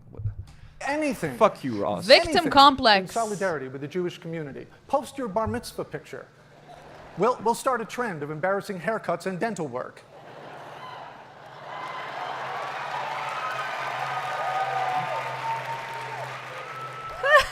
Hold up. This time we're in, with the terrifying global rise in anti-Semitism and the normalization of hate speech and physical attacks against Jews, calls for those of us in positions of real or perceived leadership, whether we ask for it or not, to risk a little personal comfort for the sake of the greater community. Elie Wiesel said, Bro, he's fucking talking about violent attacks against Jewish people while literally your government is literally fucking bombing the shit out of Arabs right now. What else? We've been saying the same shit for a year and a half. I feel fucking stupid repeating it. Just you guys keep that in mind, you know, just as we watch this, the absurdity. This is absurd. The opposite of love is not hate, it's indifference. What is indifference? It's inaction. It's silence. Sometimes, in moments of danger, it can feel like our only option is to stay quiet, to avoid drawing attention to ourselves, to hide. But here's the truth. Now is not the time to disappear. Now is the time to show up, to reach out, to connect with one another, to find strength in our community, and to raise up our voices together. When we do that, we change minds, we challenge assumptions, and we remind other Jewish people across the country and around the globe that we are not alone. Can I say something? I'm so honored to... What's up? Can I say something? Yeah, of course. Det är bara 3 minuter video. 5 minutes. What? 5? Wait, how long is this video? 11 minutes. Okay, hold on. I just want to say something. He's making it seem, he's kind of acting like, you know how people have been saying for a long time, like Palestinian joy is resistance, and like you should keep posting, you should keep talking about Palestine, etc., to not let people forget about it and to show people that Palestinians are resistant. They're fucking colonizing that narrative and trying to make it seem like, oh, if we keep posting about our like Jewish identity and whatever, we're showing everybody that we're so happy and like nothing's going wrong and, you know, we're resilient people. But the issue with that is no one is, first of all, stopping you from posting it. Instagram isn't going to censor you for posting about Jewish culture. Second of all, you're not the one who's oppressed. You want to be oppressed so bad, and you're not the victim here. You're not the ones getting genocide. That's not the thing that's happening right now. And you need to grow up, and you need to shut the fuck up, and you need to get over yourself, and you need to shut up. Genuinely, because you're not the victim of the situation, and keep pretending that you are. Oh my God, we get $1 billion every day from the US and it's not enough. Please, please help us. What do you want? What do you want? Genuinely, what do you want? We wanted 50 bunker busters, but Trump only gave us 30. Like, Karine, everything you're saying makes a lot of sense, but like, they are the victim. Israelis are the constant victim. That's it. They're the eternal victim. Yeah, they Doesn't are. matter. You know, they're bombing Palestinians. Who's the victim? Ross from fucking Friends. Ross That's the from victim. Friends is the victim of the genocide. Fucking bastard. Welcome and recognize a group of people who are using their voices, their reach, and their connections to share messages of hope. By the way, Marina Nimis sends $5. She says there is a good possibility Stan said things he didn't mean to say if he has dementia. I've heard lots of uncomfortable stuff from elderly in my work. Exactly. This is why I do not blame Stanley if he said anything inappropriate to a nurse. Okay? He's an old man. Okay? And he has dementia. So if he said something creepy to a nurse, Marina has given him a pass. Thank you, Marina. Also, Haley D gifted another 5 memberships. Haley, stop. You're crazy. Stop it. Also, Haley, 2 bits. I you're think you read the crazy, 2 girl. bits. I think you read the 2 bits comment, right? All the love and Yeah, I support. did. Fuck Israel. Watch Lebanon under one flag. Ma'azdashi. Stay safe. We love all you guys, by the way. Thank you so much for the support. Let's go back to Ross. Back to you, Chandler. I mean, sorry, Ross. R.I.P. Chandler. R.I.P. man. And solidarity that stretch around the world. They're not just speaking up, they're shouting from the rooftops. We're calling these individuals heroes against hate. From influencers to actors to students to chefs to authors to comics, activists, nurses, entrepreneurs, TV hosts, podcasters, rabbis, business owners, producers. They're using their profiles to raise awareness of anti-Semitism. They're replacing blame and shame with light and truth. And through the power of their platforms, they're empowering others to stand up for justice. And I'm proud to stand with them today. So please welcome and recognize our 2025 heroes. Disgusting, bro. Seriously, Ross, you have fucking fans all over the world. You disgusting piece of shit. Everyone fucking loves, most people fucking love Friends, bro. Speak for everyone, man. Speak for the for the Arabs, for the Palestinians that fucking love your show. You motherfucker, bro. Just focusing on anti-Semitism at a time where, again, Arabs are being genocided. I cannot say it enough. I'm sick of saying it. I think the speech is done, by the way. I guess he's introducing whoever the fuck is coming on stage. Against hate. Yeah. Thank you. We're done. Heroes against hate. 2025 heroes against hate. Shut up, man. ADL, which, by the way, defended Elon Musk's Nazi salute, but that's fine. Fuck Palestinians, but Elon Musk doing the Nazi salute's fine. Bro, these fuckers are talking about like U.S. camp, like you literally, you have Elon Musk doing Nazi salutes. You have a bunch of politicians doing Nazi salutes. They're all Nazis. Steve Bannon did the Nazi salute. Everybody's out there doing the and it's like, bro, you're complaining about like the left, and you're complaining about university students on campus protesting against the genocide when you literally have like Trump just shipped over 200 Venezuelan or El Salvadorian migrants to like fucking Ecuador or some shit, to like some fucking prison. Like, you got ICE raids happening to your neighbors. Go check on your neighbor. They might have been taken away by ICE. Like, what are you talking about? But no, that's the problem. The problem is the left and pro-Palestinian voices. Yeah, hello. We know it's all about money, guys. Like, we're aware that it's just about money. We know, but it's still like, it's so jarring when they just do it in your face, without any sort of. Khalas.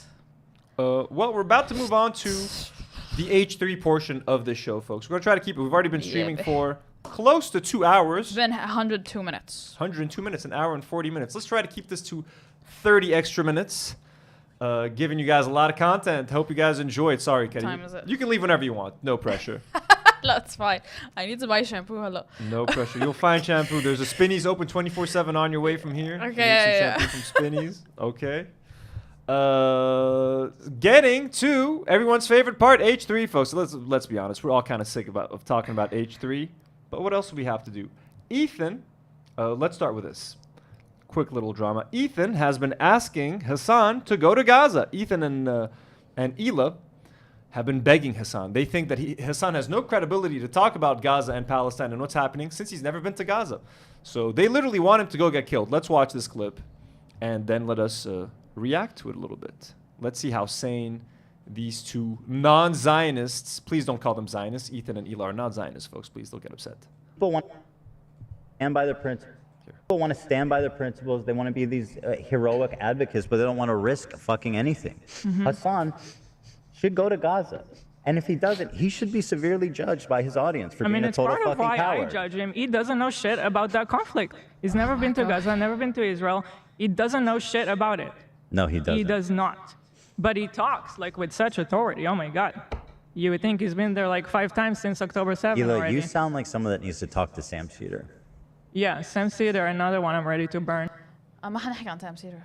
We're not going to talk about Sam Cedar, but she wants to burn everyone. She wanted to burn Anissa. She wants to burn Sam Cedar. So again, people want to stand by their principles. They want to be these heroic advocates, but they don't want to risk fucking anything. HASAN should go to Gaza. And if he doesn't, he should. Why do people not go to Gaza? Is it easy to get into Gaza, Ethan? Hila, He's really judged by his audience for being a it's total part of fucking why coward. I judge him. He doesn't know shit about that conflict. He's never been to Gaza, never been to Israel. He never been to Gaza? Why has he not been to Gaza? No one's been to Gaza, you dumb bitch. Is it easy to get into Gaza, Hila Klein? Tell us about it. So literally. She knows. So you guys know. So okay, I mean, let's just quick. You guys don't need to know. We've talked about how many journalists have been killed in Gaza over the past, during the genocide. Here's a quick article. Committee to Protect Journalists, CPJ, according to the CPJ. Journalist casualties in the Israel-Gaza war. The Israel-Gaza war has taken an unprecedented toll on Gazan journalists since Israel declared war on Hamas following its attack on Israel October 7th. As of March 18th, 2025, CPJ's preliminary investigations showed that at least 170 journalists and media workers were among the more than tens of thousands killed in Gaza, the West Bank, Israel, and Lebanon since the war began, making it the deadliest period for journalists since CPJ began gathering data in 1992. Journalists in Gaza face particularly high risks as they try to cover the conflict, including devastating Israeli attacks, famine, the displacement of 90% of Gaza's population, and the destruction of 80% of its buildings. CPJ is investigating more than 130 additional cases of potential killings, arrests, and injuries, but many are difficult to document amid these harsh conditions. So it's at least 170, easily going to be 200, most likely crossing the 300 mark. So since the war in Gaza started, journalists have been paying the highest price, their lives, for their reporting, without protection, equipment, international presence, communications, or food and water. We've talked on the show ad nauseum about fan of the show, viewer of the show, Christina Asi, who was with Aissam Abdallah at the Lebanese-Israeli border. Aissam Abdallah was killed by an Israeli bomb. Christina Asi almost killed and lost a leg, almost lost both legs.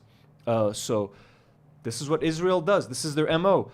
Ethan and Hila are not that dumb to not know that. They know very well that when they tell HASAN, go to Gaza, they know that he risks fucking dying. And it's like they want him to fucking get killed. Do you want him to go fucking get shot? Like, I don't fucking understand.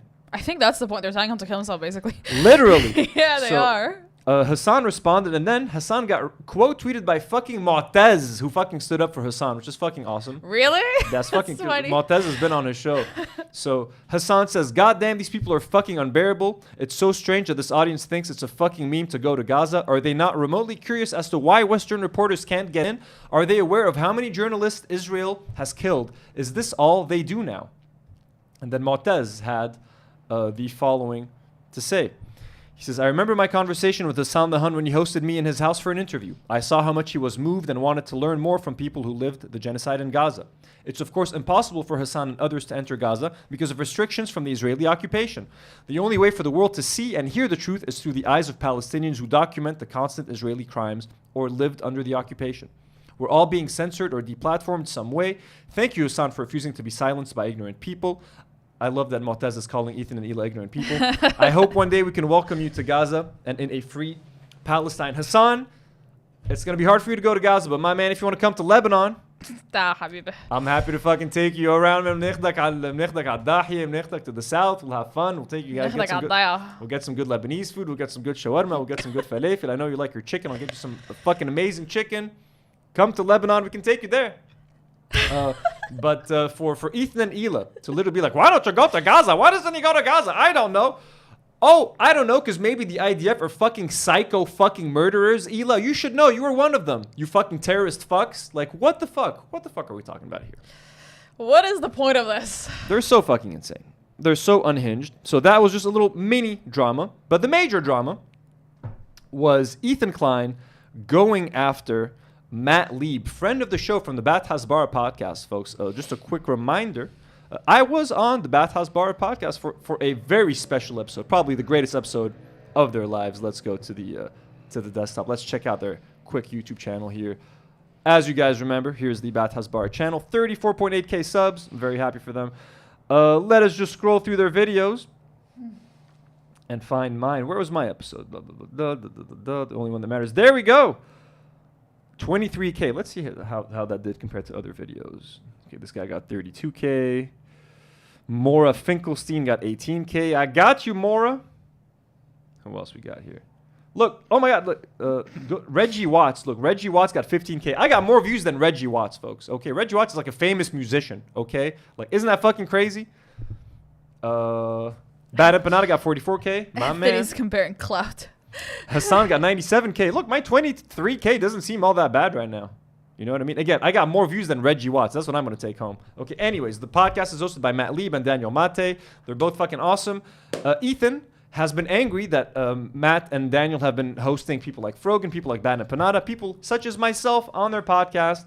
And he basically complained a lot. Here, let's watch a small clip of this. Sorry, this is gonna be. We're not gonna watch all of this H3 stuff, but let's check this out quickly. The Destiny subreddit. I think it's time to hold all of them accountable. You guys missed them? No. Sure, 3 weeks.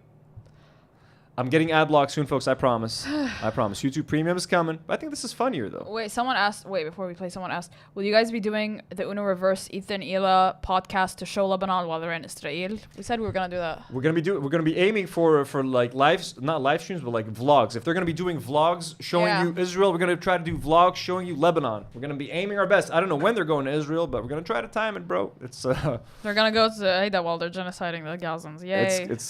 We're gonna definitely try it. So here Ethan is complaining about Bad Empanada being platformed by creators. So this is his first kind of jab at Matt. Oops, still muted. Maybe he did concede that. Let's not. Maybe someone. I was gonna ask if this. Wait, no, he had a clip reacting to it. It was really good. I think we'll watch a bit. It takes him to mention Destiny and them accountable. Here, for example, is Denims, aka HASAN Waiting Room, watching kids. Let's take a look. Okay, here we go. Talk about Denims, aka HASAN Waiting Room, watching. I'm gonna let this play. I'm gonna go pee for a second, okay? Okay. Bad Empanada. Talk about the state of our house and how we take care of our kids. Let's take a look. He lets his dogs shit all over his mansion, and he just leaves the shit on the floor, something that is probably related to the fact that his former housekeeper is suing him for a number of different reasons. I pointed out, I cut this, but I pointed out, it looks like he's in a prison. And I said, hopefully that's really foreshadowing. Or maybe he is in prison and Argentina is really progressive with their prison system. I don't know. But he got that AC. His house looks so fucking depressing. That is just and like he's got the bars on the window, you see? Ad hominem, man. Yeah, this bro, doesn't make sense. Your walls are just empty Address in the whole fucking ass house. Like not a single thing. Usually I think the bars go outside of the window when it's like for protective measures. Why are the bars inside of the Not interesting. window? I think Those are what about this? What are we talking about? They put the bars on the windows to stop. Well, sure. Outside of the window. When it's like for protective measures. I think he must be in some kind of conservatorship. He's locked in. So I didn't get a talk about doing psyops, faking posts, brigading, and all this shit. As you guys know, we're friends with Bad Empanada, friend of the show. He's been on the show for an interview. He's kind of unhinged and insane, but he's also hilarious. Here is Ethan. Let's just cut to the part where he talks about Matt Lieb. Mythical Morning, and he is. And the one guy I really want to shout out the most. This is someone I wanted to include in the video too, but I never had a chance. This guy Matt Lieb. He works for Good Mythical Morning, and he is Bad Empanada. Here's what I'm saying about the taking no prisoners. I don't care about anything. This guy is.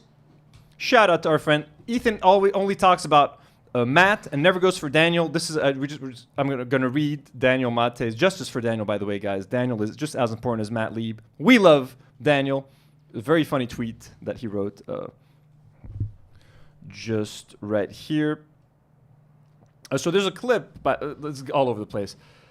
We're gonna just read Daniel's tweet first. Actually, no. Fuck it. I'm gonna watch the video. So this is a video from. This is a clip from the video that we're watching now. But we're not going to get to it because we're not going to watch the whole thing. Sorry, my laptop is going to explode, folks. Watch this here. They call the word hasbara, which just means propaganda in Israeli, they call it a slur. Look at this. Here is. I just want to show you the beginning of Hasbara this. as a slur? Yeah, listen to this. By the way, Bad Hasbara, he has a podcast where he just solely shits on Israelis. Awesome. That's what Bad Hasbara is. It's like a meme. Hasbara in Hebrew means propaganda. It's like a weird slur that people started picking up, calling just like a slur. He's Slur. calling it a slur, bro. Everything according to Ethan Klein is a slur. If you say from the river to the sea, it's a slur. If you say Sabra hummus is bad, it's anti-Semitic and it's a slur. If you use the word hasbara, it's a slur. If you call someone a Zionist, it's a slur. Everything is a slur. You're not allowed to criticize Israel if you're for Ethan Klein. You're not allowed to support Palestine in any way, shape, or form. That's it. Everything is a slur. He's fucking insane, bro. Bara means like a lying Jew, essentially. It's become like that. Yeah, everything. So based on that, Matt had a pretty good tweet. Whoop. So just one moment. Matt tweeted the following. So Matt said, Hasbara is derived from... Oops, sorry, let me just open. We're getting a little tired, folks. Everything is getting chabasi choy. So Matt Lieb says, Hasbara is derived from hasbir, the Hebrew word for explaining, and is used by Israel to describe their PR strategy. You'll learn this and a lot more by watching Bat Hasbara, the world's most moral pod. Daniel Mate shares that, and he says, someone needs to hasbir, so explain to me, why I get 0 mentions in this whole garbage segment, even though I'm right there on screen in the most moral pod clip the sniffling host uses to try my own mat. Even from the sea, from the sea to the river, what am I, chopped liver? So justice for Daniel Mate. He deserves to be mentioned by Ethan. Ethan, why do you only go for Matt Lieb? Why don't you go for Daniel Mate as well? Call him an anti-Semitic piece of shit. Call him a self-hating Jew. Call him whatever you want, but don't leave him out anymore. He deserves to roll around in the mud with the rest of us. So Matt, Daniel, I invite you to join myself, Matt, Frogan, Bad Empanada. You know what I mean? Let's roll around in the mud. Ethan, come on. Come on. Anyways, let's go back to the video of Ethan kind of complaining about Matt Lieb. Whoopsie. Here. Whoop. I'm tired, folks. I'm tired. Yeah. Well, this guy works for Good Mythical Morning, acting like he's wholesome, and he's bringing on somebody that wants to kill my wife, unironically, or in a video game. But I do think, I mean, he is pro-terrorism. I mean, he says... They were talking about Bad Empanada. That one time he played the video game. We don't need to go over it.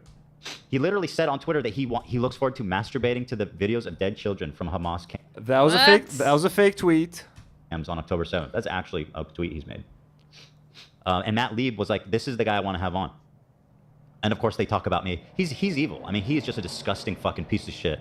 And I think it's insane that Good Mythical Morning and hire somebody for their wholesome show that would have Bad Empanada on their podcast. And this is where Ethan loves getting people fired. They want to get people deplatformed, getting people in trouble.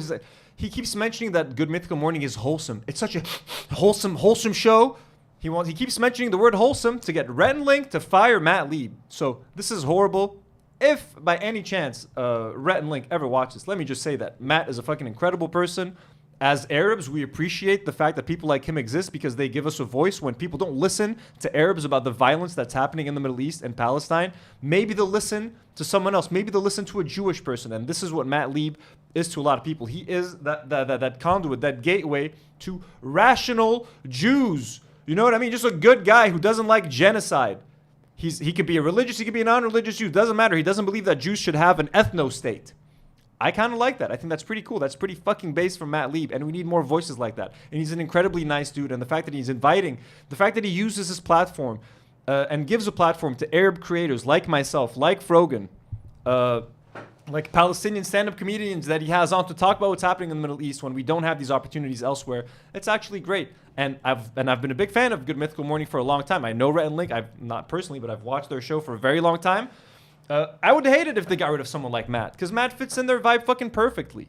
And Like, I fucking stand by Matt till the end of the fact that he and Daniel invited me on their podcast was already really nice and sweet of them. I messaged Matt. I was like, because a bunch of people were tagging me and be like, hey, you should invite Anthony on your podcast. I messaged him and I was like, yo, don't feel any pressure to invite me on just because some people are tagging me. He's like, nah, dude, we want you on the show. You fit the vibes. I was super nervous talking to them and stuff. They made me feel super comfortable. Him and Daniel are awesome. I follow both of them on Instagram. Like, awesome fucking dudes. Ethan, fuck you, bro. Ethan just hates the fact that Matt is who Ethan wishes he could be in the situation, but he knows that everyone fucking hates him for his Zionist takes. At least everyone knows these other people are scumbags. Matt Lieb is like somehow snuck under the radar. Thing to see because I've just watched so many people kind of like audiences who once very much enjoyed someone like Ethan Klein or others as well. Watching This is the guy, by the way, just to remind you, who called AB a house slave for saying I'm a good parent. So, yeah. People kind of like there's no civilized world where this guy's on your show. You can't have this. I mean, this is like having a Kanye West on your show and being like the great Kanye West, everybody. So let's talk about some racist shit and pretend like it's normal. Well, that did happen. So this is their first Ethan's first rant, but he went on another like 30-minute rant about Matt Lieb on another fucking episode, which is again completely unhinged. We're not gonna have time to watch the whole thing. It's gonna take us forever. Let me try to see if I can go through some of the tweets. Because he kept going. So, first of all, Bad Empanada gave his support, offered his support to Matt Lieb, which is pretty hilarious. Before we get into something else. Here he is. He's saying, Ethan Klein has launched a vile assault on Matt Lieb, who is a proud Jewish man. This anti-Semitism can't be allowed to stand. And he's sharing one of Ethan's Instagram stories. And he then shared the following, which is also pretty fucking hilarious. He said, I stand with Matt Lieb, hashtag stop anti-Semitism.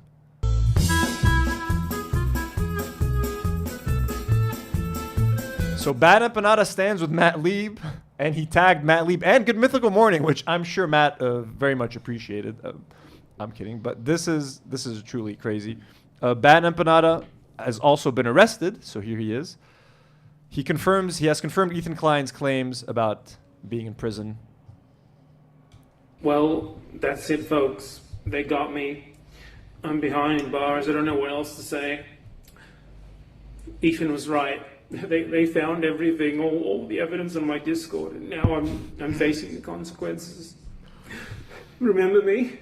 So Ethan keeps threatening Bad Empanada with like releasing his Discord logs, which Bad Empanada has already done. He doesn't give a fuck. Anyways, it's just some funny memeing and trolling on his end.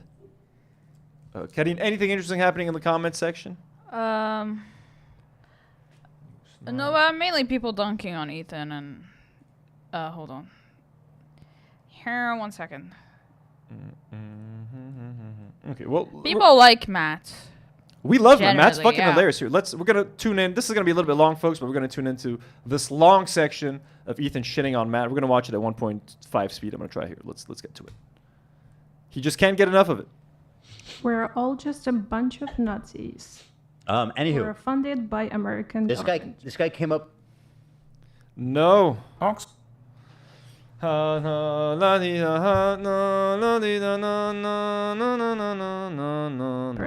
Ironically,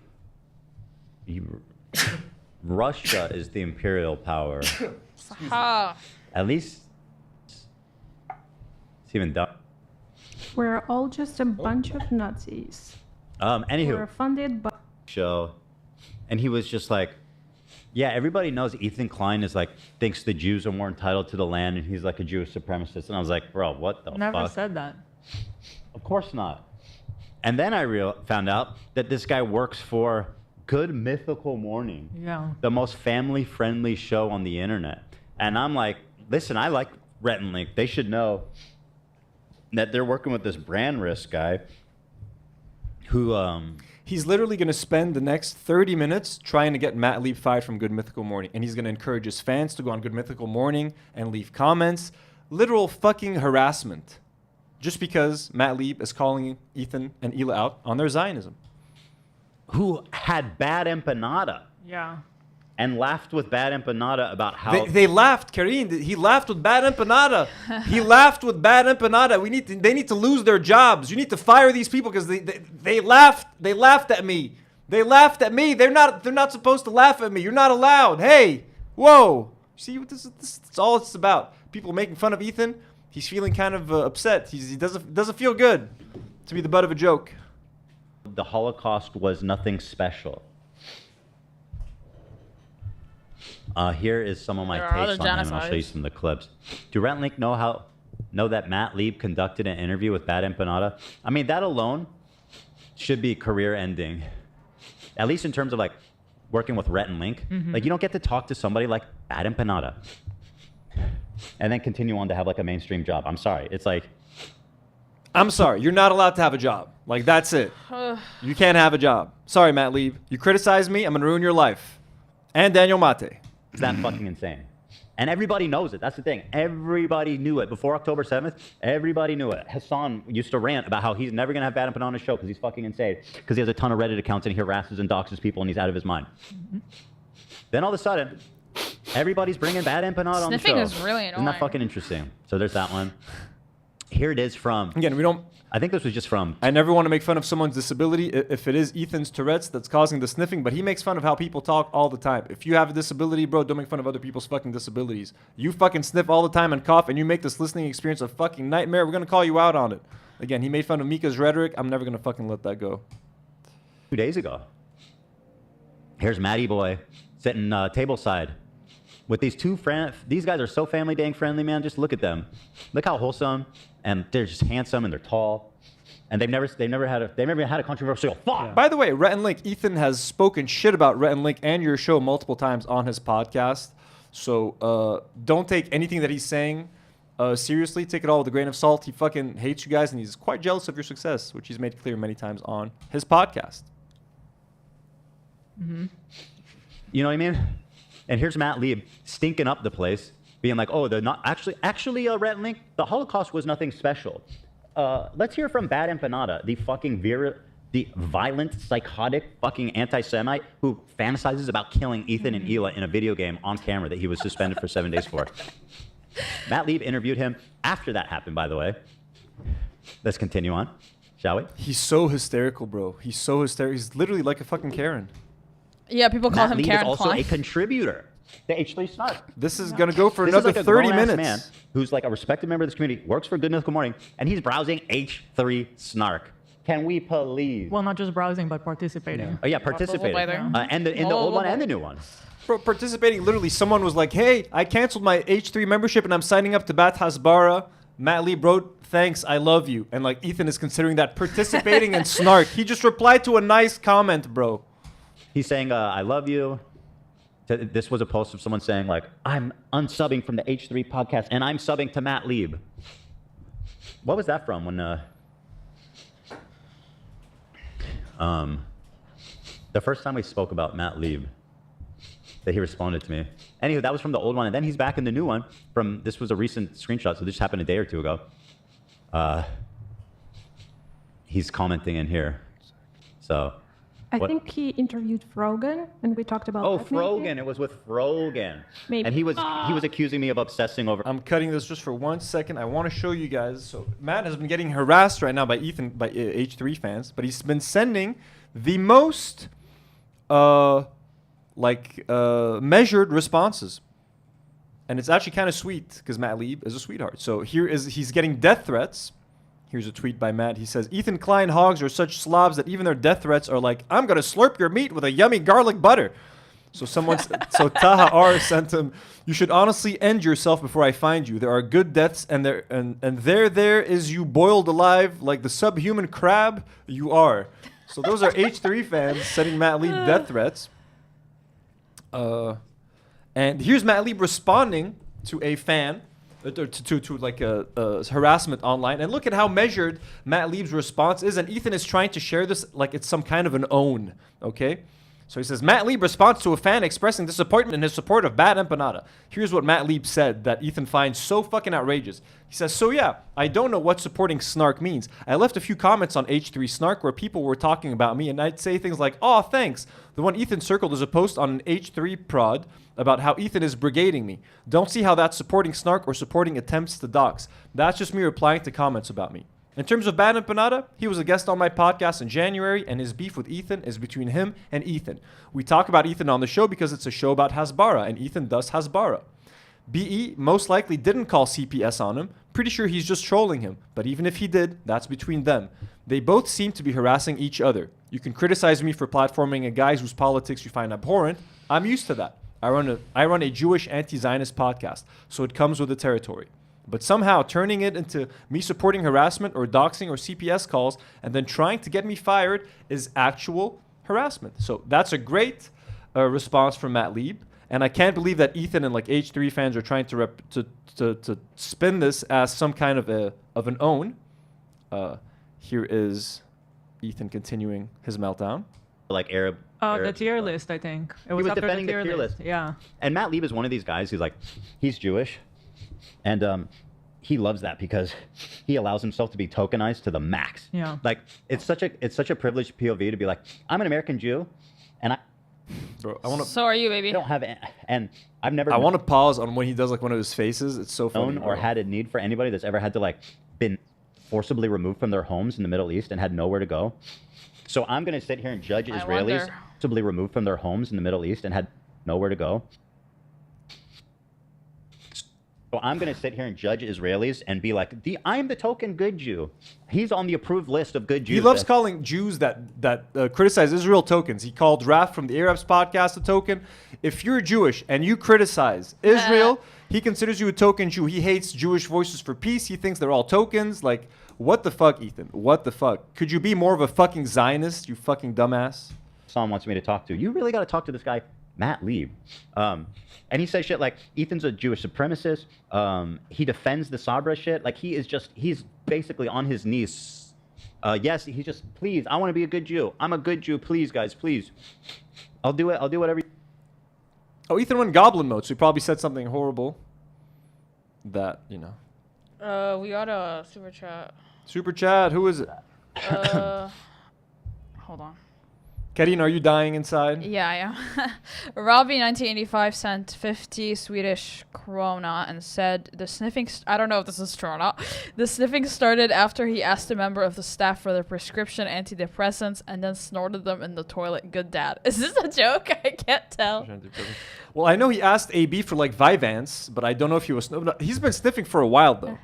Yeah. He's been sniffing, but if that's true, hey, that's fucking hilarious, Robbie. But I mean. Wendy sent $2. Threw away my Teddy Fresh because it wouldn't sell.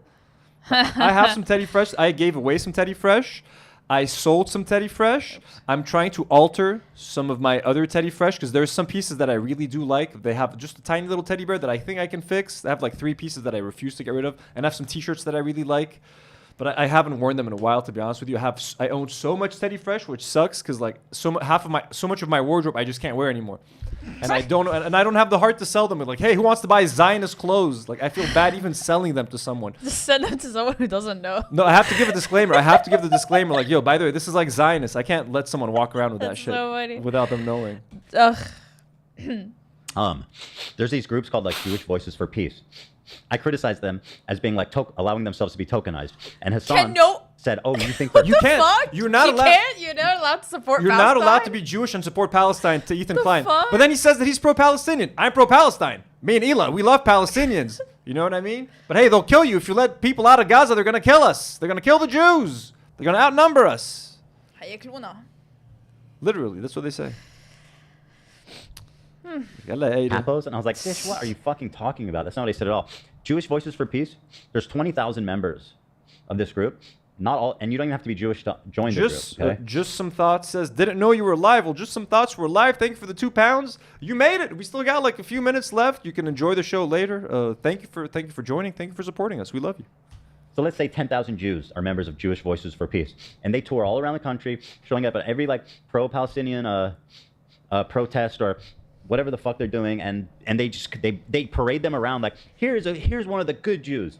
It's 10,000 people of 6 million in America, and Is that what you want to hear, Ethan? Is that what you want us to hear us say? Like there are good Jews and bad Jews. No, but I wish you were a good Jew. You're a bad Jew, Ethan. You're a bad Jew. You and Eli are bad Jews. Is that what you want to hear? Why are you bad Jews? You are Jews that support the genocide. You are bad Jews. Matt Lieb is a good Jew. What is it? Like, what the fuck? Like, Michael Rapaport is a bad Jew. Michael Rapaport is a bad Jew. He's a bad Jew. Nour Finkelstein is a good Jew. Nour Finkelstein is a good Jew. David Schwimmer is a bad Jew. Okay, who else can we think of? Quentin Tarantino, not a Jew, but he's a Zionist. So let's give him an honorary bad Jew. You know what I mean? So Joe Biden, not a Jew, but he's a Zionist. Let's give him bad Jew. Like what is it? No one's fucking saying that, Ethan. No one's fucking playing those games with you, bro. He's a bad Jew. No, bro. He's just a good guy. He's a good person. He's a good man. He's a good man. What up, Jack? I miss Joe Biden. Not Joe Biden, Jack. What the fuck, bro? He's just a good dude who doesn't want genocide, bro. He doesn't call it Ramallah a terrorist city. I went to a terrorist city. I went to a raid on a terrorist. He doesn't call Ramallah a terrorist city. You know what I mean? He doesn't think that if Palestinians outnumber Jews in Israel, that they're gonna fucking eat them alive. That's not what he thinks. Oh, I clicked something. Oh fuck! I changed the view. How do I change this? I don't need to mess with this now. Why am I messing with this now? Here, let's go back What'd you do? I changed the way. Oh, you did, yeah. The way these show. Shit. This is gonna be a problem. Here, let me try to figure this out. Disgusting propaganda that they do is that they pretend, they try to convince everybody that this is that this represents the Jewish majority, but it's not. Anyway, It's whatever. not, does not represent it. What does that say? Are you sure you All right. wish to remove desktop React? No. I do not. Yeah, he's a total piece of shit. I hate it. And I'm so glad to see that. I mean, dude, as a Jewish guy, how you want to sit across from Bad Empanada or Ferogan and be like, no, it's cool. The Sabra tier list is awesome. I'm gonna totally co-sign everything. One second. Wasn't anti-Semitic at all. Bad Empanada. I'm gonna keep. Jewish people. That's not even like in debate. And for him to like sit there and platform him, and I mean, this is the equivalent of like Ben Shapiro platforming Candace Owens. Mm-hmm. You know, it's the same type of thing. And it's like, bro, what the fuck are you doing? Like, at least it's. Can you read some comments in the meantime? Yeah, Dizzle McFizzle sent us $10. Thank you, Dizzle McFizzle, and said giving to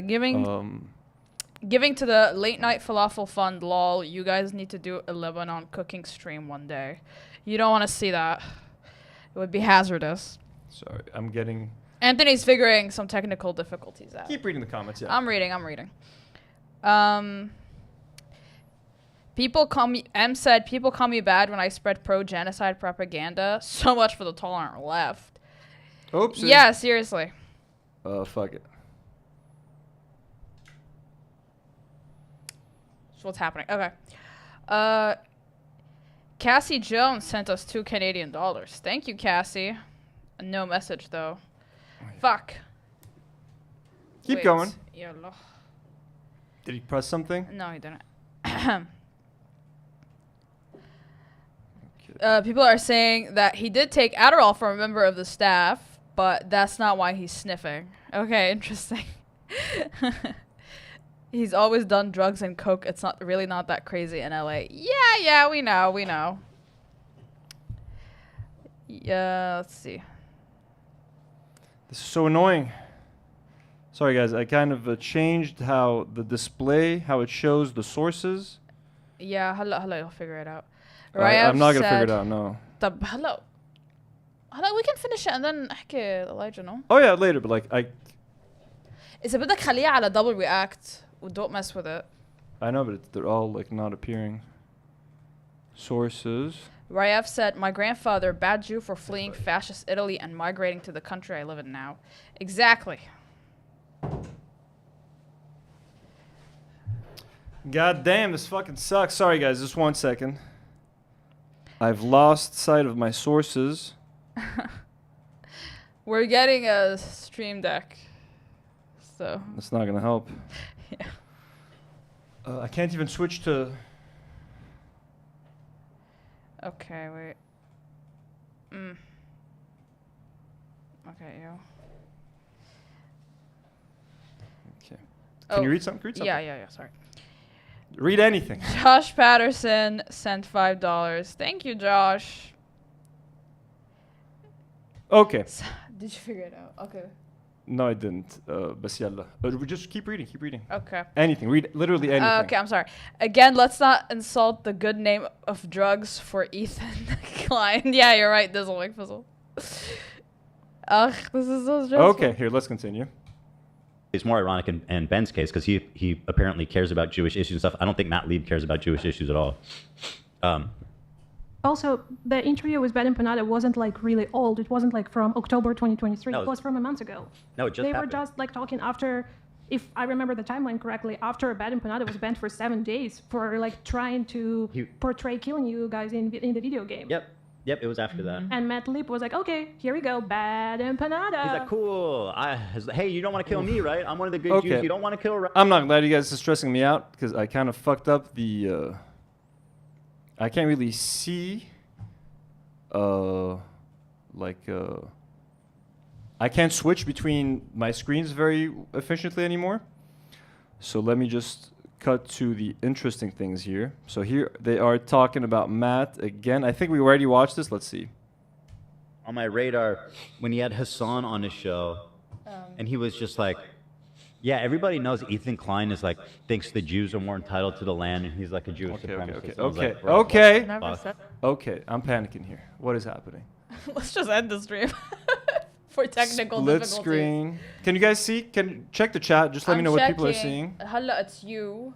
It's halla, it's split Okay, screen. so Split everything is detached. All of OBS has broken apart, folks. screen. Yeah. Literally, like I have to like reassemble it. I can't explain what's happening. It's fine. Halla, it's not. It looks. I like how it looks. Okay, so it looks normal. It looks normal. Yeah. It looks normal. Keep reading the chat, please. Dave. Chat engagement, folks. Chat engagement. Here. Wait. Desktop React. Okay, here. Fuck it. Forget the chat. Forget the chat. Of course not. And then I found out that this guy works for Good Mythical. We're done. We've seen this already. The most family-friendly. We've seen this already. Here, let's jump. Let's watch a couple more minutes of this, and then I'm going to end this nightmare. Whoa. This is so stressful. All right. It's like, bro. I barely know how to use OBS, so when something goes wrong, I can't fix it on the spot. The one person that can help, Elijah, has disappeared from the show for weeks now. So, yeah. Such a little scumbag, but he just wants to be accepted so badly, and that's fine. You get a decorated seat at the table there, bud. I feel like I'm missing context of. We talked about him before, and that he responded to me. Do you know what? Or I talked about him in the. I talked about him in the video briefly that I made recently. Is that what prompted that we got to save the kids? I think what prompted we gotta save the kids are your stories. Your that you stories, just I posted. think. So you showed the album with the stories, and then Matt Lieb So replied. he said, in response to this, I'm 100% against anyone calling CPS on YouTubers they don't like 48 hours after being harassed by Ethan Klein. Bitch, it's not harassment. Grow up. These people are so pathetic. He can talk about us, but you cannot respond. I always love that. Bro, you on your show, and I hope you can find this, said that I'm a Jewish supremacist. And then when I call you a piece of shit, Can you call contact you out, Elijah on the you go, site, oh, please? I'm being harassed. Like, how do these people always go to the same pathetic talking points? I don't know. How is it harassment that I made a few Insta stories about you, you pathetic fucking worm? You choose to participate in a snark Reddit page. Okay, guys, I cannot focus anymore. We're gonna end the stream because OBS is literally falling apart. I'd like to say thank you guys for joining us. Let me try to switch cameras, split screen. Sorry, apologies. We're still learning. Honestly, I'm kind of tired. Anyways, No one's complaining in the chat. Don't worry about it. there's one video that I wanted to watch about an Indian man getting rejected from. I'm too tired. An Indian man went to Israel to show support, and then they kept kicking him out of bars and clubs. Wait, let's do it next time. They wouldn't let him in, so we'll watch that next time. Yeah. Folks, thank you so much for watching the show. Sorry for the abrupt end for the stream, but like it's just not working anymore. OBS has gone crazy. Let me take a second to thank our brand new patrons: MN Dynamic, Dopa, Max, and AK. Members and patrons. There's going to be an exclusive live stream next week. I'm going to aim for Monday, so stay tuned for that. Let me take a second to thank some of our other patrons, our God-tier patrons, such as Rifat Fakih, Elian Mujabir, Jack Sleeman, Dominic Selger, Daniel Nechle, Josh Patterson, Emma Watson, and special thank you to Elian Mujabir, We love you, Ali, our captain. Other patrons, our superhero patrons like Rana F, Dr. Ra Johns, Hopkins spine surgeon, Jessica Ann, a rose for you. And blonde patrons like Capri Sun Pappy and Black Magic Magician. Thank you to everyone who sent a super chat. Any more chats? Anything that we need to check? Moon Song sent $5, and Haley sent $5 and said Ethan looks like he's just missing some eyeliner and a peg leg, and he could be a birthday party pirate when the show ends. Yeah, it's true. And Cassie Jones sent another $2 and said, "You guys are doing well. All the love. Thank you, Cassie." Thank you, Cassie. The Matt Lieb, Daniel Mate, we love you. Defense, we stand with you forever. Ethan kept on going and kept on shitting on Matt, but like it's not worth watching anymore. Same shit. Same shit. We love you guys. We will be back on Thursday with another live stream. So thank you guys for supporting. Thank you, Haley D. Thank you, Moonsong. Thank you, Cassie. Thank you, Haley D. Gifted another 5 memberships. She's going crazy. Haley's the best. She's crazy. Folks, let me just try to set this up here. Thank you for tuning in. We will see you in a couple of days. Remember to stand for Palestine. Always talk about Palestine. University students in the States, don't be afraid to protest for what's right, even if you get kicked off your university campus. As always, folks, do not worry.